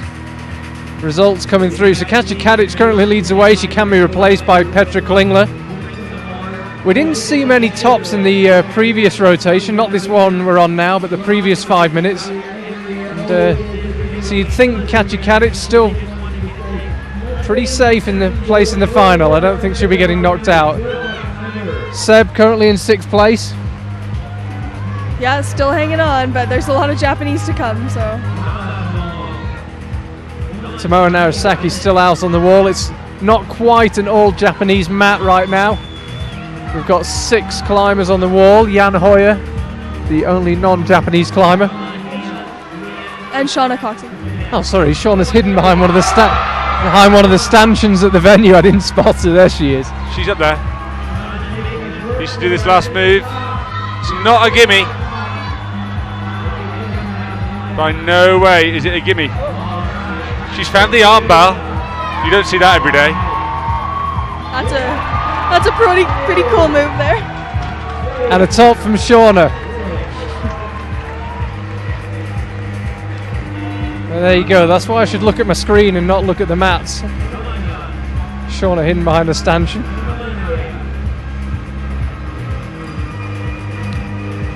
So currently men's 4 still hasn't been done. I'm not sure we're going to have to wait too long for a top though. There is a Japanese onslaught about to hit it, and it's yeah, Jan Hoyer's got 35 seconds to become the first man to do that one. Nakataki on women's 2. So I can give you I can put an interesting thought out there. This round and the qualifying round, we have not had many jumps. I don't know if anyone noticed that they were conspicuous by their absence. Part of that is due to the fact that they have a geriatric chief route setter who doesn't like jumping. But another part of that is that you know, a lot of the rounds have been dominated by really tricky dynos. Top from Nakataki women's 2 there. And we thought it might be interesting for certainly, you know, the qualifying and the semi-final rounds just to tone down the parkour element and maybe take it a bit more back to climbing. I don't know if people are enjoying that or if they want to see a more dynamic style, but I think that it's a pretty dynamic competition as it stands. There's still a lot of people chucking themselves around, but it's a lot less in that you know, double, triple jumps that we see in a lot of the rounds. Personally, I really appreciate that because, yeah, I'm in the climbing for the climbing, not for the parkour necessarily. So yeah. Could have done without the press yesterday. don't thank Percy for that. No, we don't like. I've taken it on board. That was my fault, though. Plenty more mantles. No. So interesting out on the stage there. You just got a glimpse of her. Alex Puccio back from a succession of injuries. Yeah, this could go one of two ways for Alex, I think. The first problem is a foot traverse, which is not her A game. No, but she had an exceptional day yesterday. She 5 did. tops. I actually didn't see her climbing. We were filming interviews and then we went and shot, and I just somehow missed her and never saw her climbing. And she came off the wall and I sort of said, "Oh, you have a good time?" She said, "Yeah, topped them all." In that Alex Puccio style, she did stuff all wrong, the hardest ways, and still just crushed everything. It'll be interesting to see how she does on the first one here, though, because with Alex, if there's something in her hand, then she will go to the top. But here, there aren't any handholds until you're almost at the top. So, yeah, I think she's going to absolutely crush number 2 and number 3. I think she'll just walk those two. Yeah, for sure. Just saw Alma Bestvater, no joy for her on number 4. So no tops for her. Meanwhile, Yoshiyuki Ogata top on men's 1. Yeah, no problems there again. Megan Martin is out. She's on women's 3. Sean Bailey of Team USA on men's 2, and Alex Puccio of Team USA on women's 1. So the crowd plenty to cheer, and Brooke Rabatou out on women's 2. So half the stage Team USA right now. Oh, Sean Bailey. Amazing top move from Sean Bailey, that both legs came right out. Somehow managed not to leave her off. Well, I don't think he could. I think he was too scared. I would have been. Yeah, he's looking at a face-first fall. Yeah. There it is. Look how far the legs get. Almost horizontal. Sticks it. So top for Sean.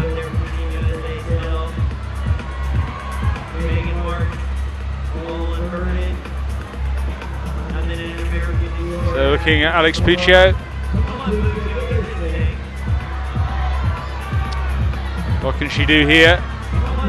She's on the high foot, which is maybe not the best way. If she can step down, keep her balance. Oof.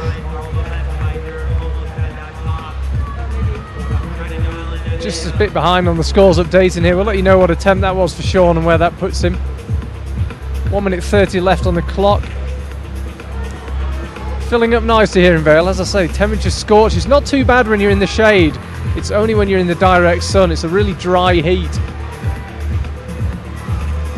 Crowd dealing with it well. Ditto the climbers. Brooke Rabatou, as you say, 16 years old. Second in the Youth World Championship. Good shot, shows the size of the hole she's pulling on there. Very, very small crimps. Very much in the favoured style, I think, for a lot of these lady climbers. No problem there for Brooke. Nice top from Brooke Rabatou. Big cheer from this US crowd. We haven't had a USA chant yet, but there is time. Let's have a look at that final top out. Again, it's a good hold that's facing the wrong way, but no problem for Brooke.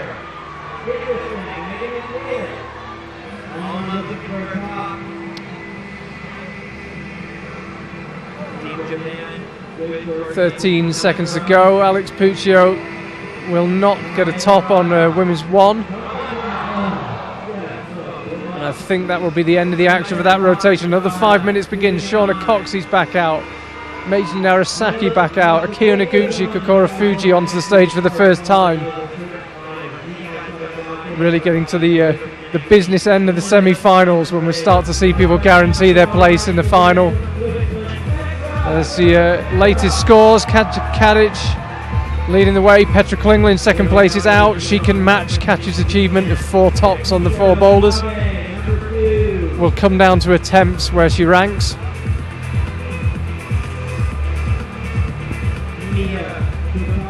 Petra's got a few attempts in hand here to go to the top of the leaderboard, I think.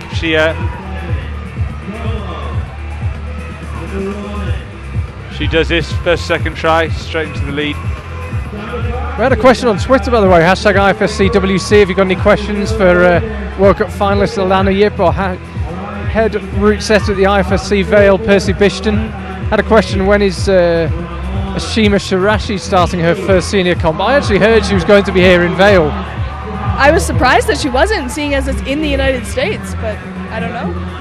We shall see. I heard she was going to be here. In answer to your question, I don't know. If anyone has some inside information, let us know. Hashtag IFSCWC. Top for Kokora Fuji, men's 1.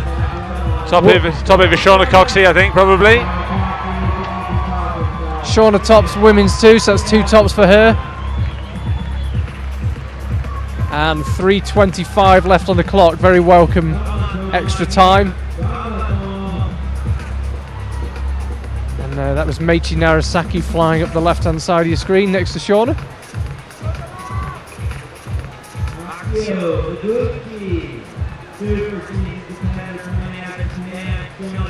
Tomoa also out, climbing on the same rotation as his brother.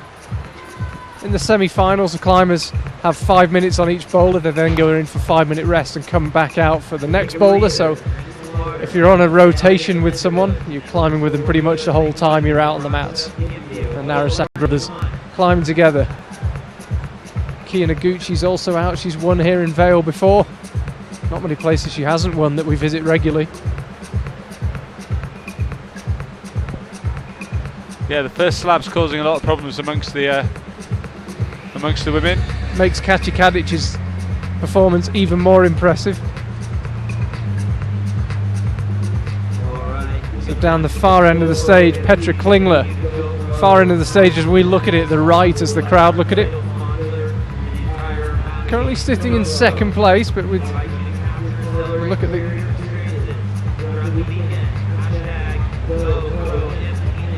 we'll see a replay of Shauna shortly.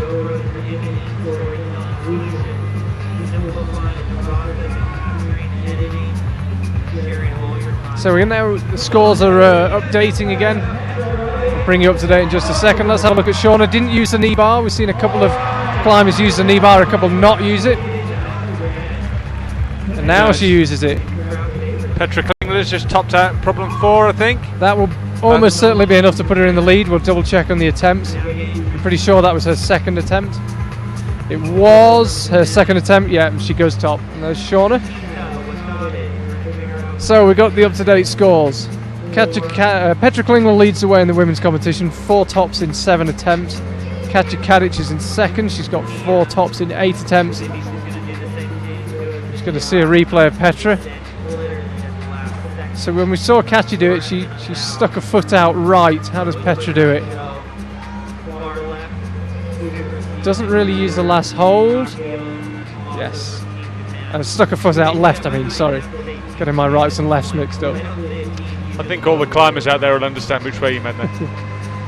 I hope so.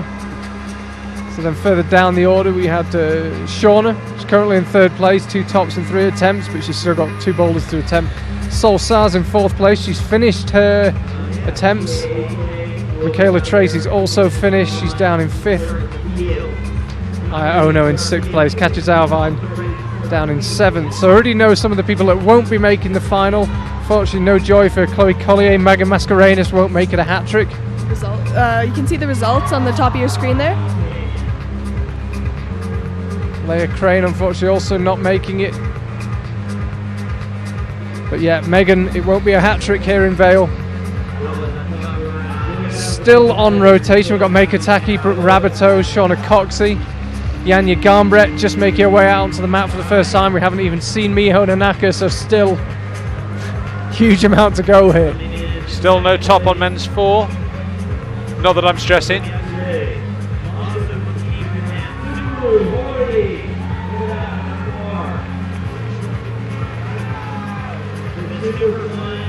How much, based on what we've seen, I know we've still got, as I say, probably a good half hour to go on this final, slightly more.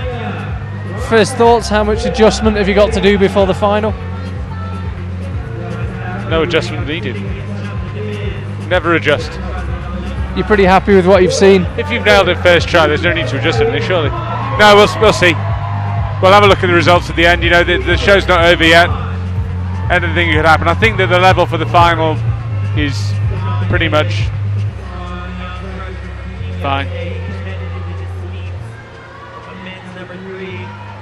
You know, the wall profile, a lot of people have said, oh, you know, there's maybe a bit too much slab, but the wall profile lends itself to problems which will test all the climbing skills, and that's what we've seen. We've seen people who are destroying the power problems, not being able to do anything on the slab problems or the coordination problems. So I think the final I don't think we'll need to do anything major, if anything at all. Maybe we'll see. Wait for the roar here. Alex Puccio very close to the top on women's 2. Didn't need the knee bar there, strangely. Who'd have thought that? She's pretty strong, so. Had a really bad succession of injuries. It was knee, wasn't it? And then she came back in Vail last year and had a neck injury, and it was in isolation. Were you in isolation at the time? I think the knee injury happened in isolation, and the neck injury was a successive sort of build-up over a bunch of falls. Oh, Sean Bailey. Oh, I don't remember the details, but she's had a terrible, probably 18 months with injury. Yeah, I think she's back on form. She won the American Nationals, 10th year on the trot, I think. Yeah, I think it was number 10. And this is 11th year in Vail in a row. Yeah, well, she's telling me yesterday she's starting to feel old. She's going to be 28 this week, Alex Puccio.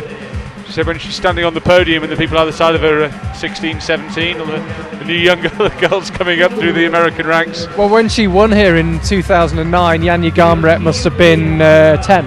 Yeah. She's very much still got it though, Alex Puccio. I would not bet against her claiming a spot in the final. She'd be a very popular finalist, but 5 tops in the qualifiers. Oh, Brooke Rabbitoux going well here on women's 3. She's got through the inverted roof section. She needs to finish it off. Tricky section in here. She's close. She's very close. Yeah. And she gets it done. Brooke Rabbitoux, that's 2 tops for her. There were very well-informed climbing spectators who were saying they wouldn't bet against her being in the finals, Brooke. Meanwhile, on women's 1, Janja is not having much fun. There was me busy saying that when she has a good weekend, she has a brilliant weekend. Now there's 1 minute 30 left on the clock. Just on the subject of Janja, last night in our apartment, I was making some notes fresh for today, and I made a list of how Janja's last year has gone. So here we go. She made her World Cup debut 2 years ago in Chamonix, less than 2 years ago. She's never missed a final in a senior IFSC event. She's the reigning world champion and World Cup champion in lead. She's also the reigning boulder and lead youth world champion, and she's won World Cups in both lead and boulder, which for a career that is now 22 months old, is pretty impressive. Yeah, I mean, I think she could go on to do pretty well if she keeps it up, you know. Yeah, she's definitely got a future in this sport. If she, just stays dedicated, she could be quite a good climber. Sean Bailey, meanwhile. Could be, yes. I like that use of the future tense there. Keep your eye on her. I think we've got a future decent climber there. Poor Janja, she's not seen the good way here. She's struggling. She's got her feet too high. She doesn't want to risk putting her foot down, which is the balance move. Yeah, as I say, reigning lead world champion and World Cup champion, lead and boulder youth world champion. Currently holds all those titles. And remember, she's only 8 ranking points in the overall standings behind Shauna Coxey this year in the overall 2017 for the boulder, and she plans to do the lead as well.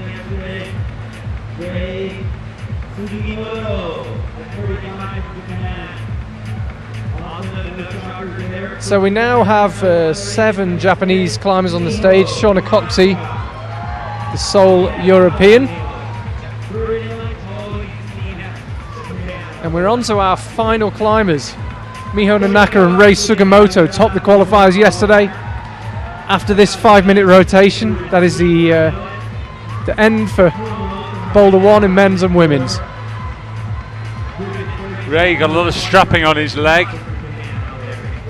Didn't seem to slow him down yesterday, though. No, we interviewed him yesterday. It was on our qualifying highlights, which we showed at the start of this live stream. It's also on Facebook and YouTube if you want to check that out. via a translator. He actually speaks a little more English than I think he was letting on. But, Shauna Coxey is cruising. I think it's fair to say.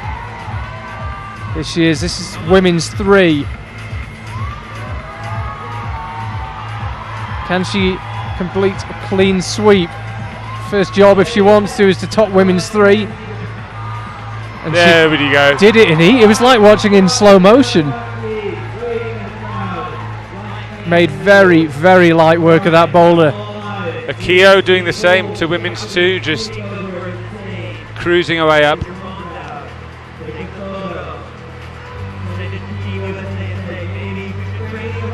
Ray, meanwhile, on men's 1, he seems to have discovered a different way of doing it.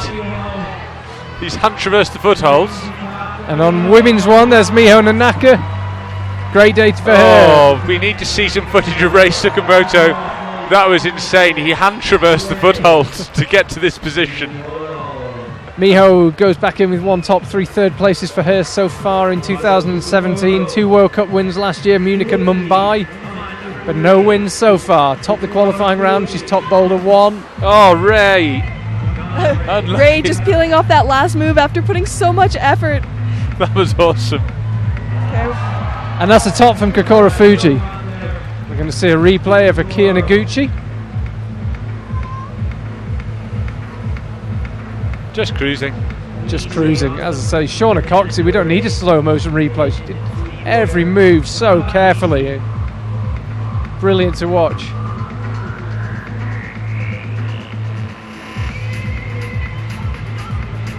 Confirming the number of attempts that took Shauna. I think it was a flash. Yeah, flash. Yeah, I think it was a flash as well. Just waiting for it to come through. So Shauna, she got the first boulder on her second attempt. Flashed a second, and we believe she flashed a third. See if Ray Sakamoto is going to carry on with this sequence he's got. I suppose it works for him. He can climb up that way, so maybe he'll stick with it. Yeah, so hopefully we can see Ray Sakamoto now, men's 1. There's a crowd filling up nicely in Vail. Here he is. So, Percy, tell us, if you can without swearing, how bad these holds are as handholds. They're not very good footholds. And they're pretty rough as well. They're not. It's not that usual smooth texture you get on a lot of the American handholds. These are so ill volumes, and they're pretty aggressive textures. So he's basically, I would imagine it's taking quite a lot of skin for him to go through there.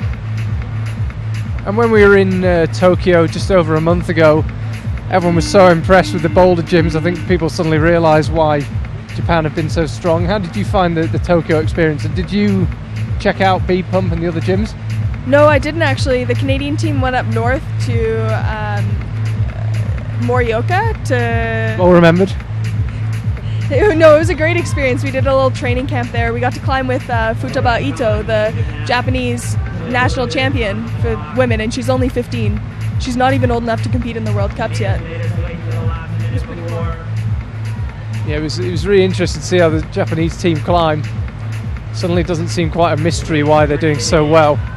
The extraordinary facilities they've got, but you could see Ray Sakamoto, just pure power, as I say, not even very good footholds.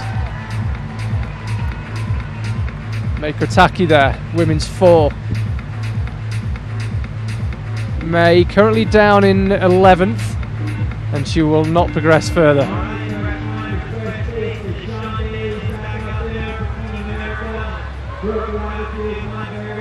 So now we're at the stage of the semi-final where some of the boulders are empty. First boulder's now done with.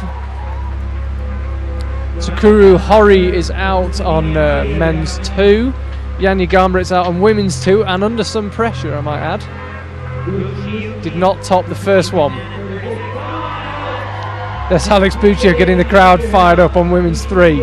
A boulder you think will suit her? Yeah, I'm not sure she's going to have any problem on this one. It's there are holds on it, and if there are any holds, Alex will pull on them.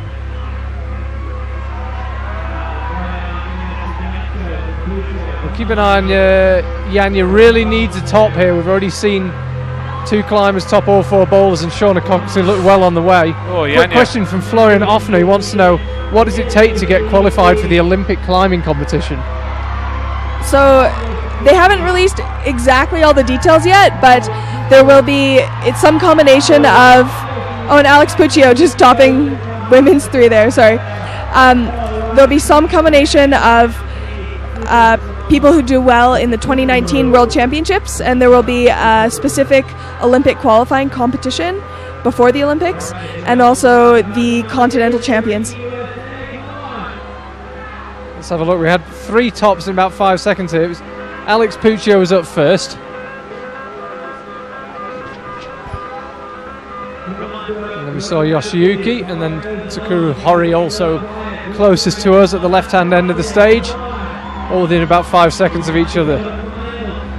I'm trying to look all the way down the stage. We've got Sean Bailey, Yanya Garnbrett, Brooke Rabitou out.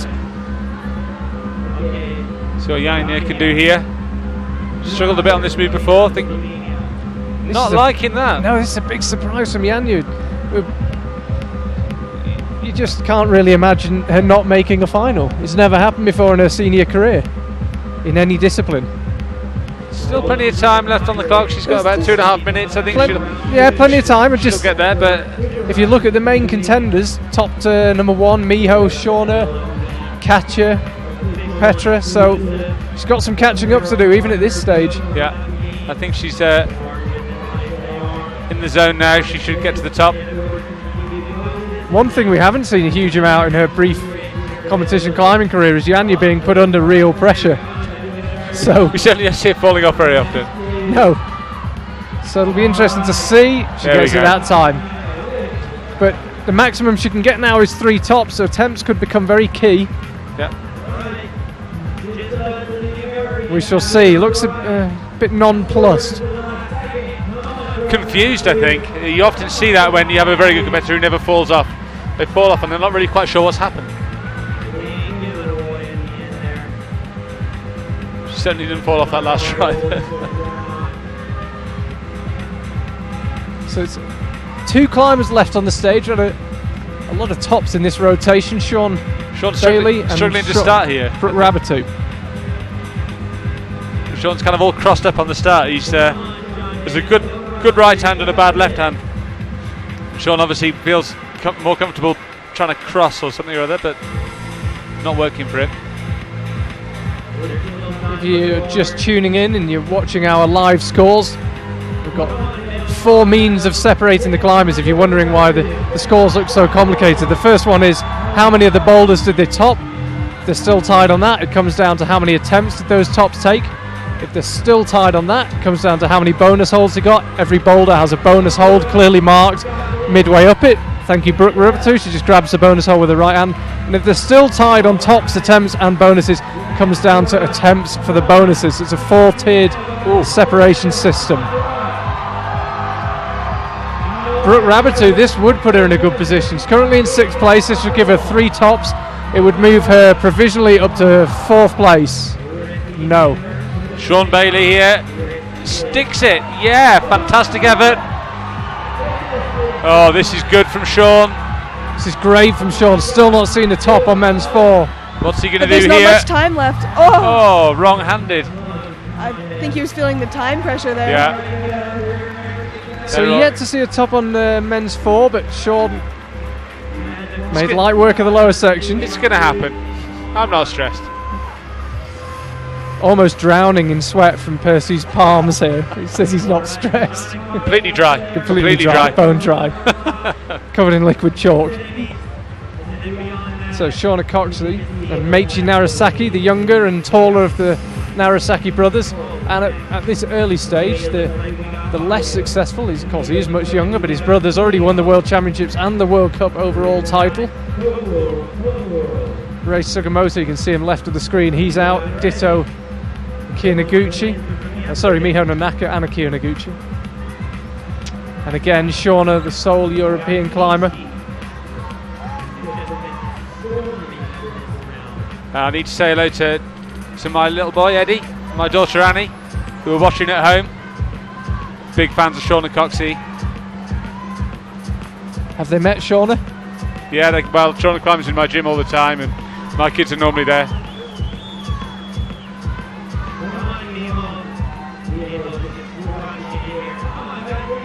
Miho Nanaka, top number 1, heading nearly for the top on number 2. We haven't seen many climbers fall at that stage. Reasonably good hold, and Shauna, who's made very light work of, well, just about everything today. She's already in 3rd, and she hasn't even finished. Will almost certainly top the rankings. It'll come down to attempts. There's already 2 climbers with 4 tops, but Shauna, fewer attempts. Do we know anyone if this is her first attempt, second? I would imagine this is her first. I think it is. In which case that will give her 4 tops in 5 attempts. In 4 attempts, sorry. 5 attempts. Ooh. Well, she's already in 3rd. She could do with this top just to make the last few minutes of this semi-final a bit less stressful. Yeah, I mean, I think she should be good with 3, but 4 would seal the deal. Top for Makia Noguchi. That's her second top. Top number 2. We're just getting to that stage where we're doing the maths. It's one of the great things about having 3 people in the box here. But I can't count, so well, I'm a route setter. You and me both, so no pressure, Alana. I'm trying to remember who's still out in the other rotation. So I think that Miho, Akio, Yanya all have, and Alex all have a chance to make the final.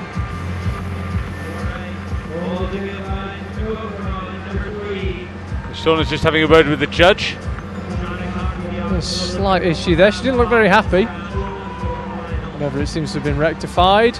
And we can see a video of Miho getting the top successfully.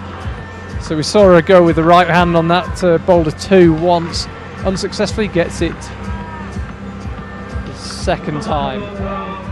Shauna was asking if she could bridge up the corner. Yes, you can, Shauna. Whether or not it's going to help you. I guess the trick here is now getting back right. She might not need to. She might be able to go all the way here. You think she might go direct? Yeah, she's palming on her hair. That's not a good thing, is it? She could be bald by the time she gets to the top. Extra friction. Yeah, maybe. Oh, nice, Shauna. Not, of course, that there's anything wrong with having no hair. And Shauna tops it, so there it is, 4 tops. Oh, boy. She's cheated Chris Danielson's boulder. He will be a bitter man. Chris Danielson, of course, chief route setter in Tokyo a month or so ago. He's currently behind the wall beating himself with birch twigs. Penance. Kokora Fuji also heading back in. I think Shauna's sequence there was definitely not the easiest way. It certainly didn't. She actually made it look quite easy, but no one else has really thought of it, because that left-hand section of the wall, that blue panel, it's not great. I suppose from Shauna's point of view, from a tactics point of view, as a competitor, she got the bonus on her first try. So she didn't need to go that way. She could afford to go up the corner, which doesn't take you anywhere near the bonus hold, so she could just not bother with the bonus hold and just try for the top, which is what she did. I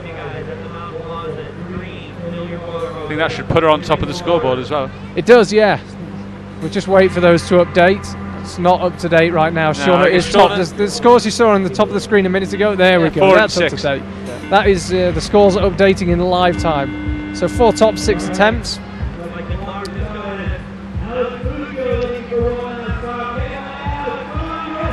So Alex Puccio's out.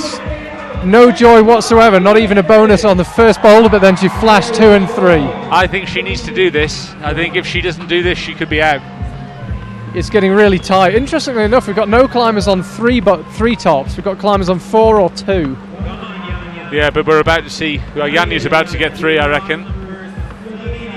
And I reckon she'll get the slab as well. Yanya. Yeah. It's a good shot. Good shot of this boulder.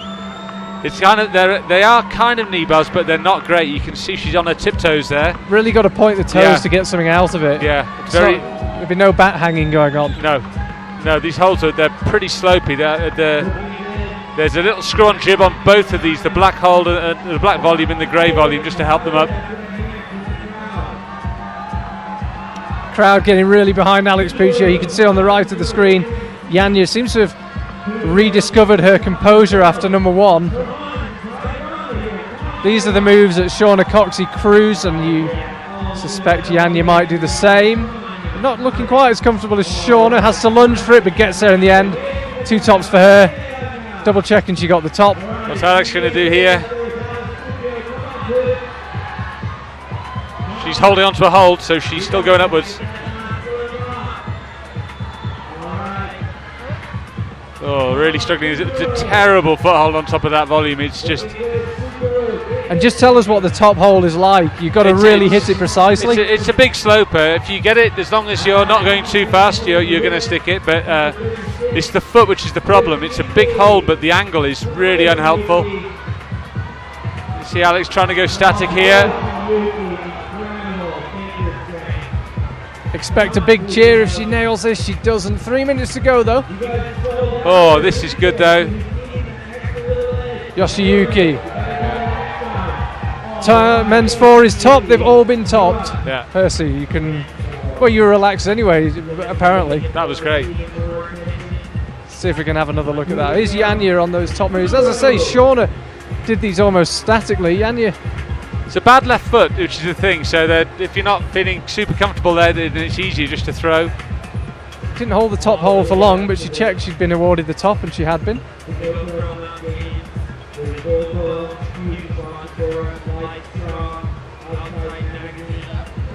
Yeah, it'd be nice to see the replay of Yoshiyuki, that first top we've seen on men's 4. Very, very impressive. Takuru Hori, the only male climber left out on the stage, and here's Alex Puccio. Trying the Shauna method, she touched the black tape as well as falling off, so it wouldn't have counted anyway. The camera's just at a bit of a strange angle. How far in is that black tape? How far away from the blue? I think the black tape is on the change of angle, so it's probably a hand's width.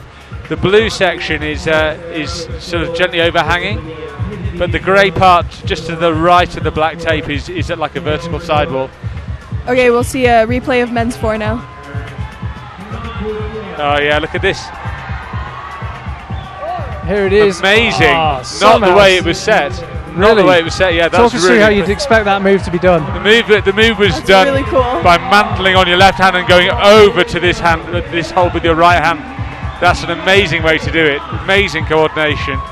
Amazing power on the top section as well. Just sprung up there, kind of like a frog with the knees out. Yeah.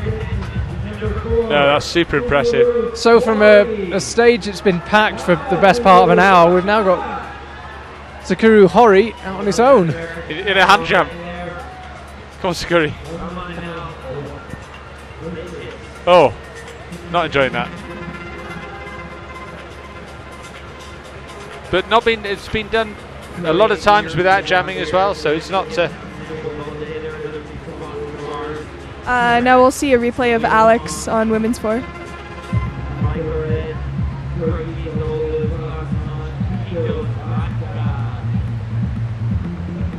Good effort from Alex.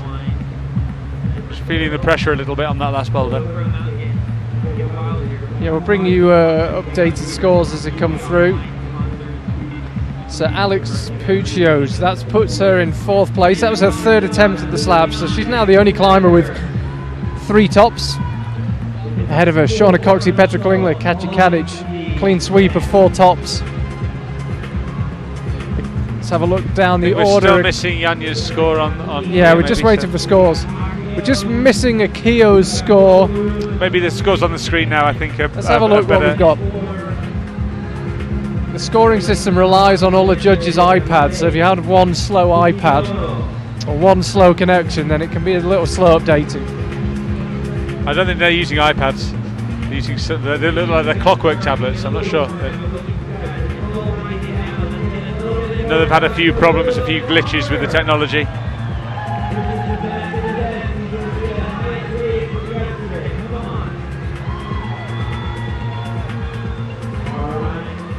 So we have a all Japanese stage right now. Rei Sugimoto and Miho Nanaka, Kokoro Fuji. Yeah, look, she's really struggling with this knee bar.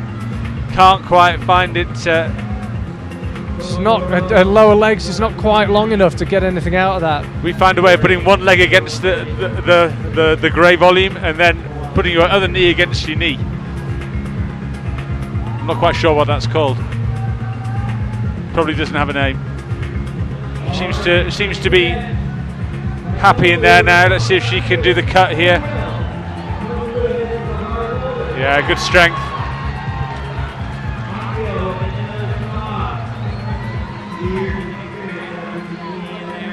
Fights on to the top section. So Yanya and Shauna both brought it home from here. And a relatively controlled finish. Again, wasn't on the top hole for long. Assume she's been awarded the top she has. We just saw Akio also top women's 4. Just off screen. So we'll see. Let's see if we can get these results live. I think Kokoro Fuji just did men's 4 with aplomb. Yeah, already won a World Cup this year, Mei Ringen. First one out, second overall last year to his compatriot Tomoe Narasaki. Kokoro. It is amazing. Very much in it. The strength in depth of the Japanese team. They're just seemingly, if one of them doesn't win, then another one of the team will win the comp. It's so impressive. It's interesting as well, men's 4 has only been climbed by Japanese climbers.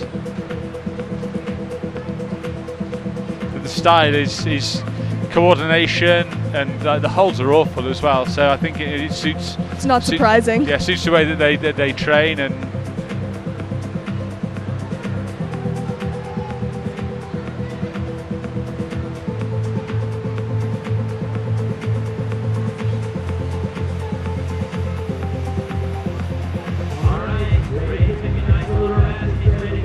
Rei Sugimoto. Yeah. Ooh, just lost his left hand there. So I think we've traced the problem on the updating scores to women's 3. Seems to have some issue on women's 3 updating, which is why we're not able to bring you up-to-date scores. We've got Akio Noguchi's score on 1, 2 and 4, but not 3. Yeah, Akio did number 3. So that means that Yanya took 4 attempts to do problem number 2 and she didn't do problem number 1. Despite flashing problem 3, she might not make it in as long as Miho does the slab. Because Akio, I think, has 3 flashes. So this could be groundbreaking. The first senior comp that she doesn't make it. In the men, no such worries with the score updating. Yoshiyuki Ogata, clean sweep, 4 tops. We saw him first man to top number 4. He'll be in the final, no problem. Kokoro Fuji's finished. He'll be in second place. 3 tops for him. 3 tops also for Alexei Rubtsov.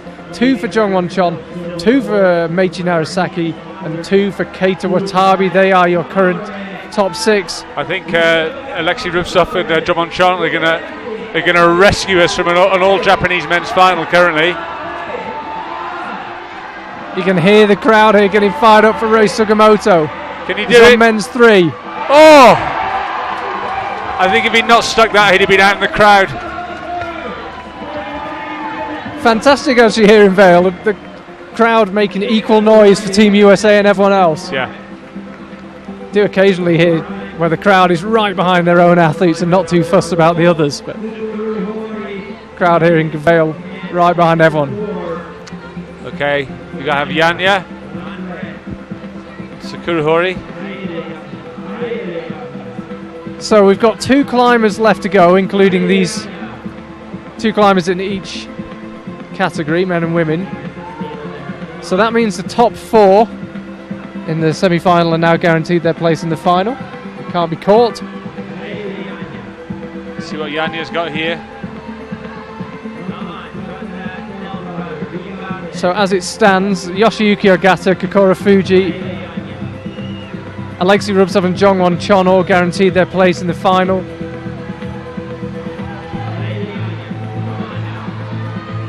And in the women's... Oh, Janja Canberra. Janja got in the women's competition. Janja's topping number 4, so that'll be 3 tops for her. We just have to wait for... We'll just wait for the scores update.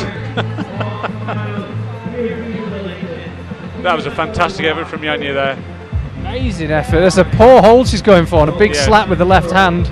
Not good. It's that left hand that kind of kept her on, I think. Stop the bandor. So we're still struggling with the score from women's 3.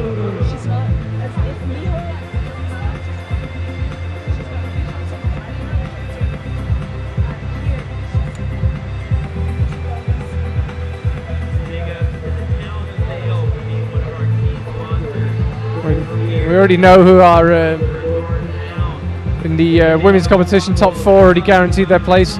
Shauna Coxey will be through, as will Petra Clinger. So, reigning overall Boulder World Cup champion and the world champion are both through. Katja Kadic blew the field away. She was the first climber out in today's semi-finals. She topped all 4 boulders.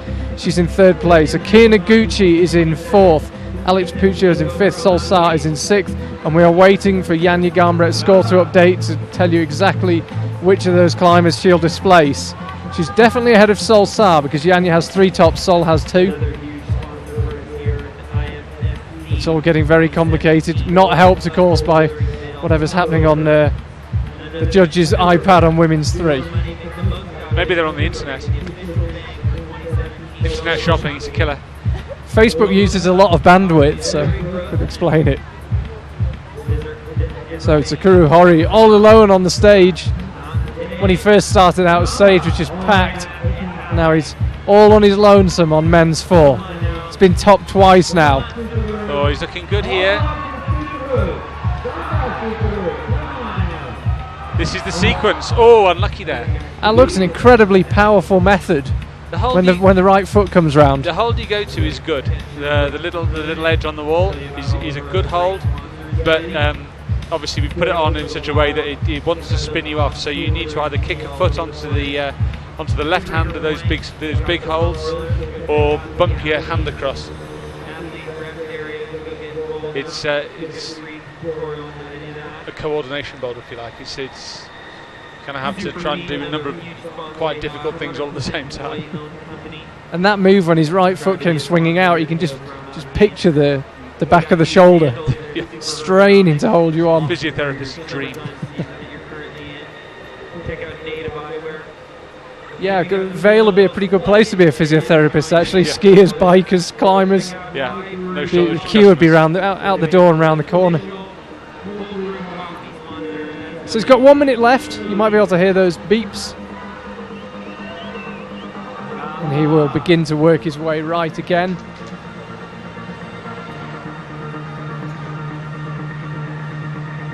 So Takuru is currently sitting in 8th place.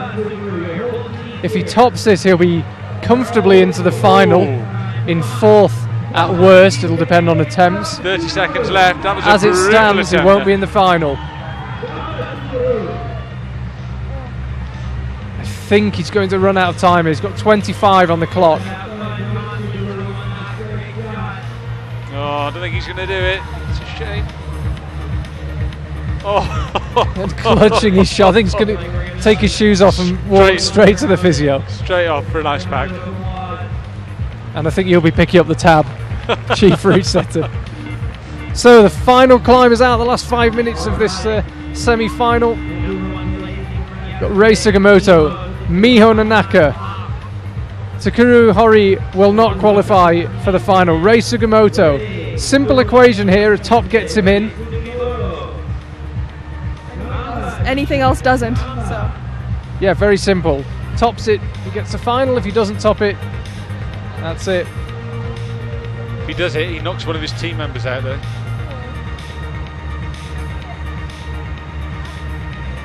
And we're still behind on the updated scores.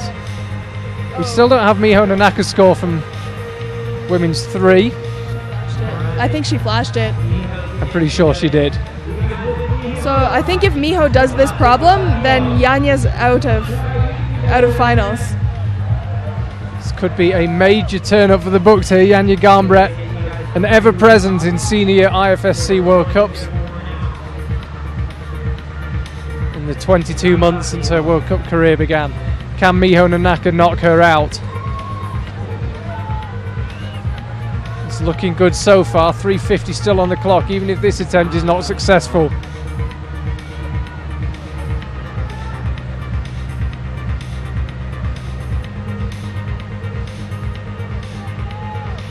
Tension here in Vail. No one's saying anything in the crowd. You could hear a pin drop. No, they're getting psyched. Oh, It's one hand on the top. the wrong hand, I think. I think if she goes with her right hand, she'll instinctively put her left out just to stop her spinning off. Rei Sugimoto, meanwhile, no joy on men's 4 as yet.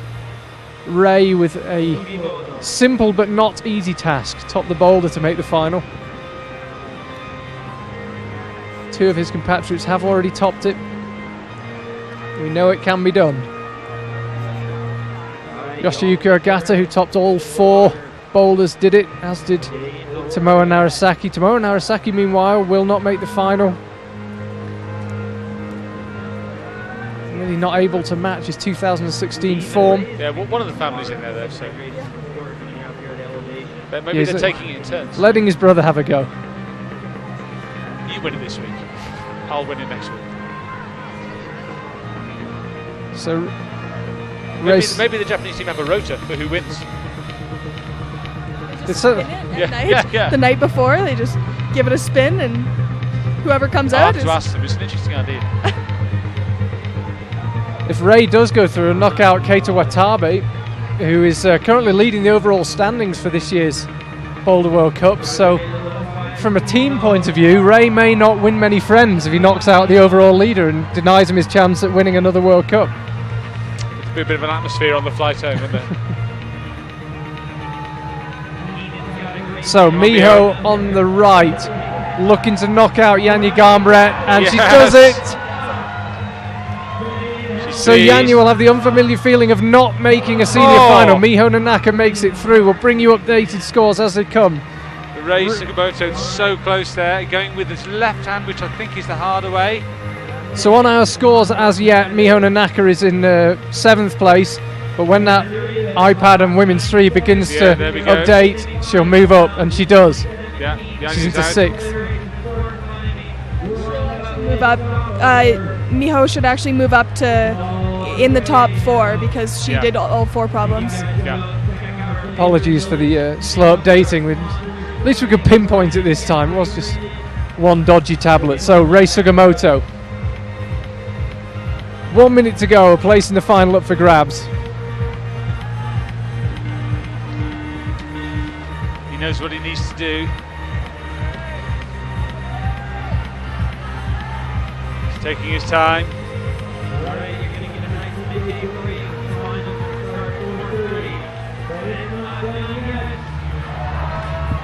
So 40 seconds of this competition left. Rei Sugimoto, this looks promising.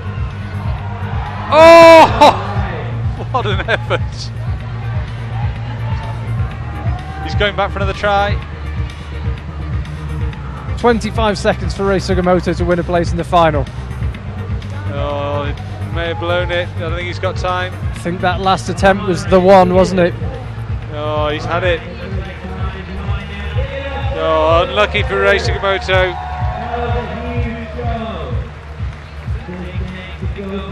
And there we have it. Rei does not make the final. He crushed the qualifiers. He won't make the final. Qualified in 1st place. Finishes today in 10th place. There's been a good few upsets, actually.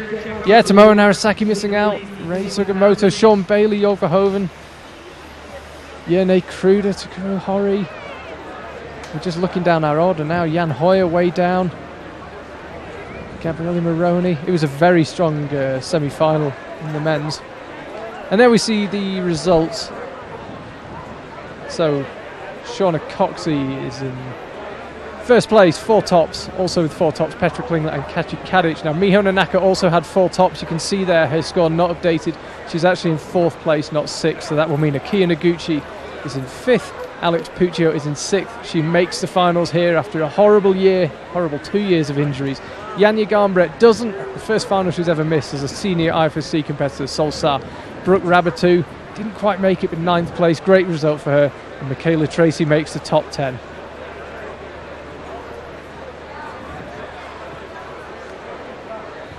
And in the men's semi-final, Yoshiyuki Ogata, relatively low-key. We didn't see that much of him, but he topped all 4 bowlers. He makes it through to the final with Kokoro Fuji and Lexi Rubsov.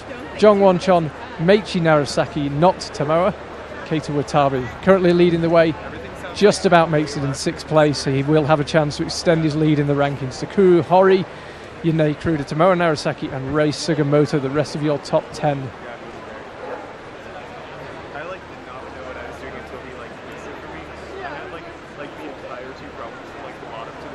So a fantastic semi-final here in Vail. Thank you very much to Percy Bishon and Alana Yip for joining me. Only just enough room for the commentary box for us all to fit on the camera. We'll be back with the finals at 4:30 p.m. Vail time. Hope to see you then.